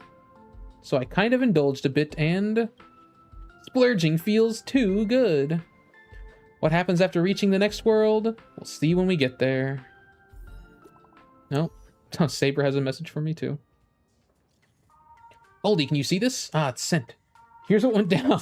Lord PHAINON and I have set ourselves an epic showdown, but unfortunately, Emphorius is beckoning him, so he can't stick around to help you recover your lost treasures. That is why I, as a servant, am here. It is my master's final wish. For convenience sake, let's meet at the detective agency. Just like during our adventures in the dreamscape, let's fight side by side once more. Yay, we did it. This quest is what they should have tried to do with the first one. Agreed, absolutely. So happy we didn't go to Britain. Yeah, what was... Remember, one of the funniest things you said was when you were like, we're going to go to Plain Arcadia and they're going to say it's Las Vegas or something. No, I agree. This is what they should have tried to do in the first one, for sure. Bring in way more characters from Star Rail. Bring in, you know, like there doesn't need to be a perfect 7 for the Holy Grail War. Just who cares? It's not Fate. Just do something weird with it. Be weird, be wacky. That's what this game's all about. Just have there be a fucking hundreds of masters and servants all over the place. I liked it a lot. All right, hang on. We can't end the quest there. We have to go see everyone who went back to Eternal Page, right? Stupid D-pad still, my controller's still not here. Hey, look. He's only been back for like 5 seconds and he's already talking to his boyfriend again. How sweet. Oh, okay. That was really good. I liked that a lot. I liked it a lot. The only thing I also don't have 2 hours of muted story. True. Although for me, I wish they could get the English voice actors in, man.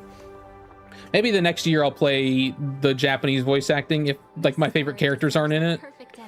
No Cyrene, but I also knew that was probably going to be the case. That's okay. I feel like they could have put a few more Emphorius characters in maybe, but I won't nitpick too hard on that front. But still, I feel like showing the 2 that were in it, I felt like maybe they could have put a few more in as a surprise, you know? Also, they showed Silverwolf and Blade, but they just never appeared, which is interesting. Maybe they'll appear in the event. But overall, I liked it. I liked it a lot. Like last year, this didn't feel like an event quest. This felt like a collab quest. It's nowhere on the par of like a Star Rail story quest, but it felt like how a collab quest should feel. It didn't feel like I was playing Seal Slammer's quest story. Like, it felt like I was playing the Fate Star Rail collab quest story. I liked it. I don't know why they don't just add the Yeah, that I don't get. Why can't they just add the JP lines to the English cutscenes, you know? Just do that. My voice hurts right now from... I voice acted an entire story patch of Star Rail for like 5 characters. Ugh, my voice hurts. My throat hurts. I'm gonna get off because I need to like let my voice rest for 4 hours in case Remiel video comes out. Oh, that was fun though. That's good. All right, I'm gonna get off for now. I'm gonna be back tonight probably because Remiel video didn't come out last night, so I mean that's probably gonna come out tonight. So, although I feel like you'll probably be asleep for that, Sheep. But all right. Anyways, Sheep, Stone, Miro. Everybody who came, thank you for coming. I will see you guys probably tonight. If not tonight, then I'll see you guys the next time. All right. Goodbye.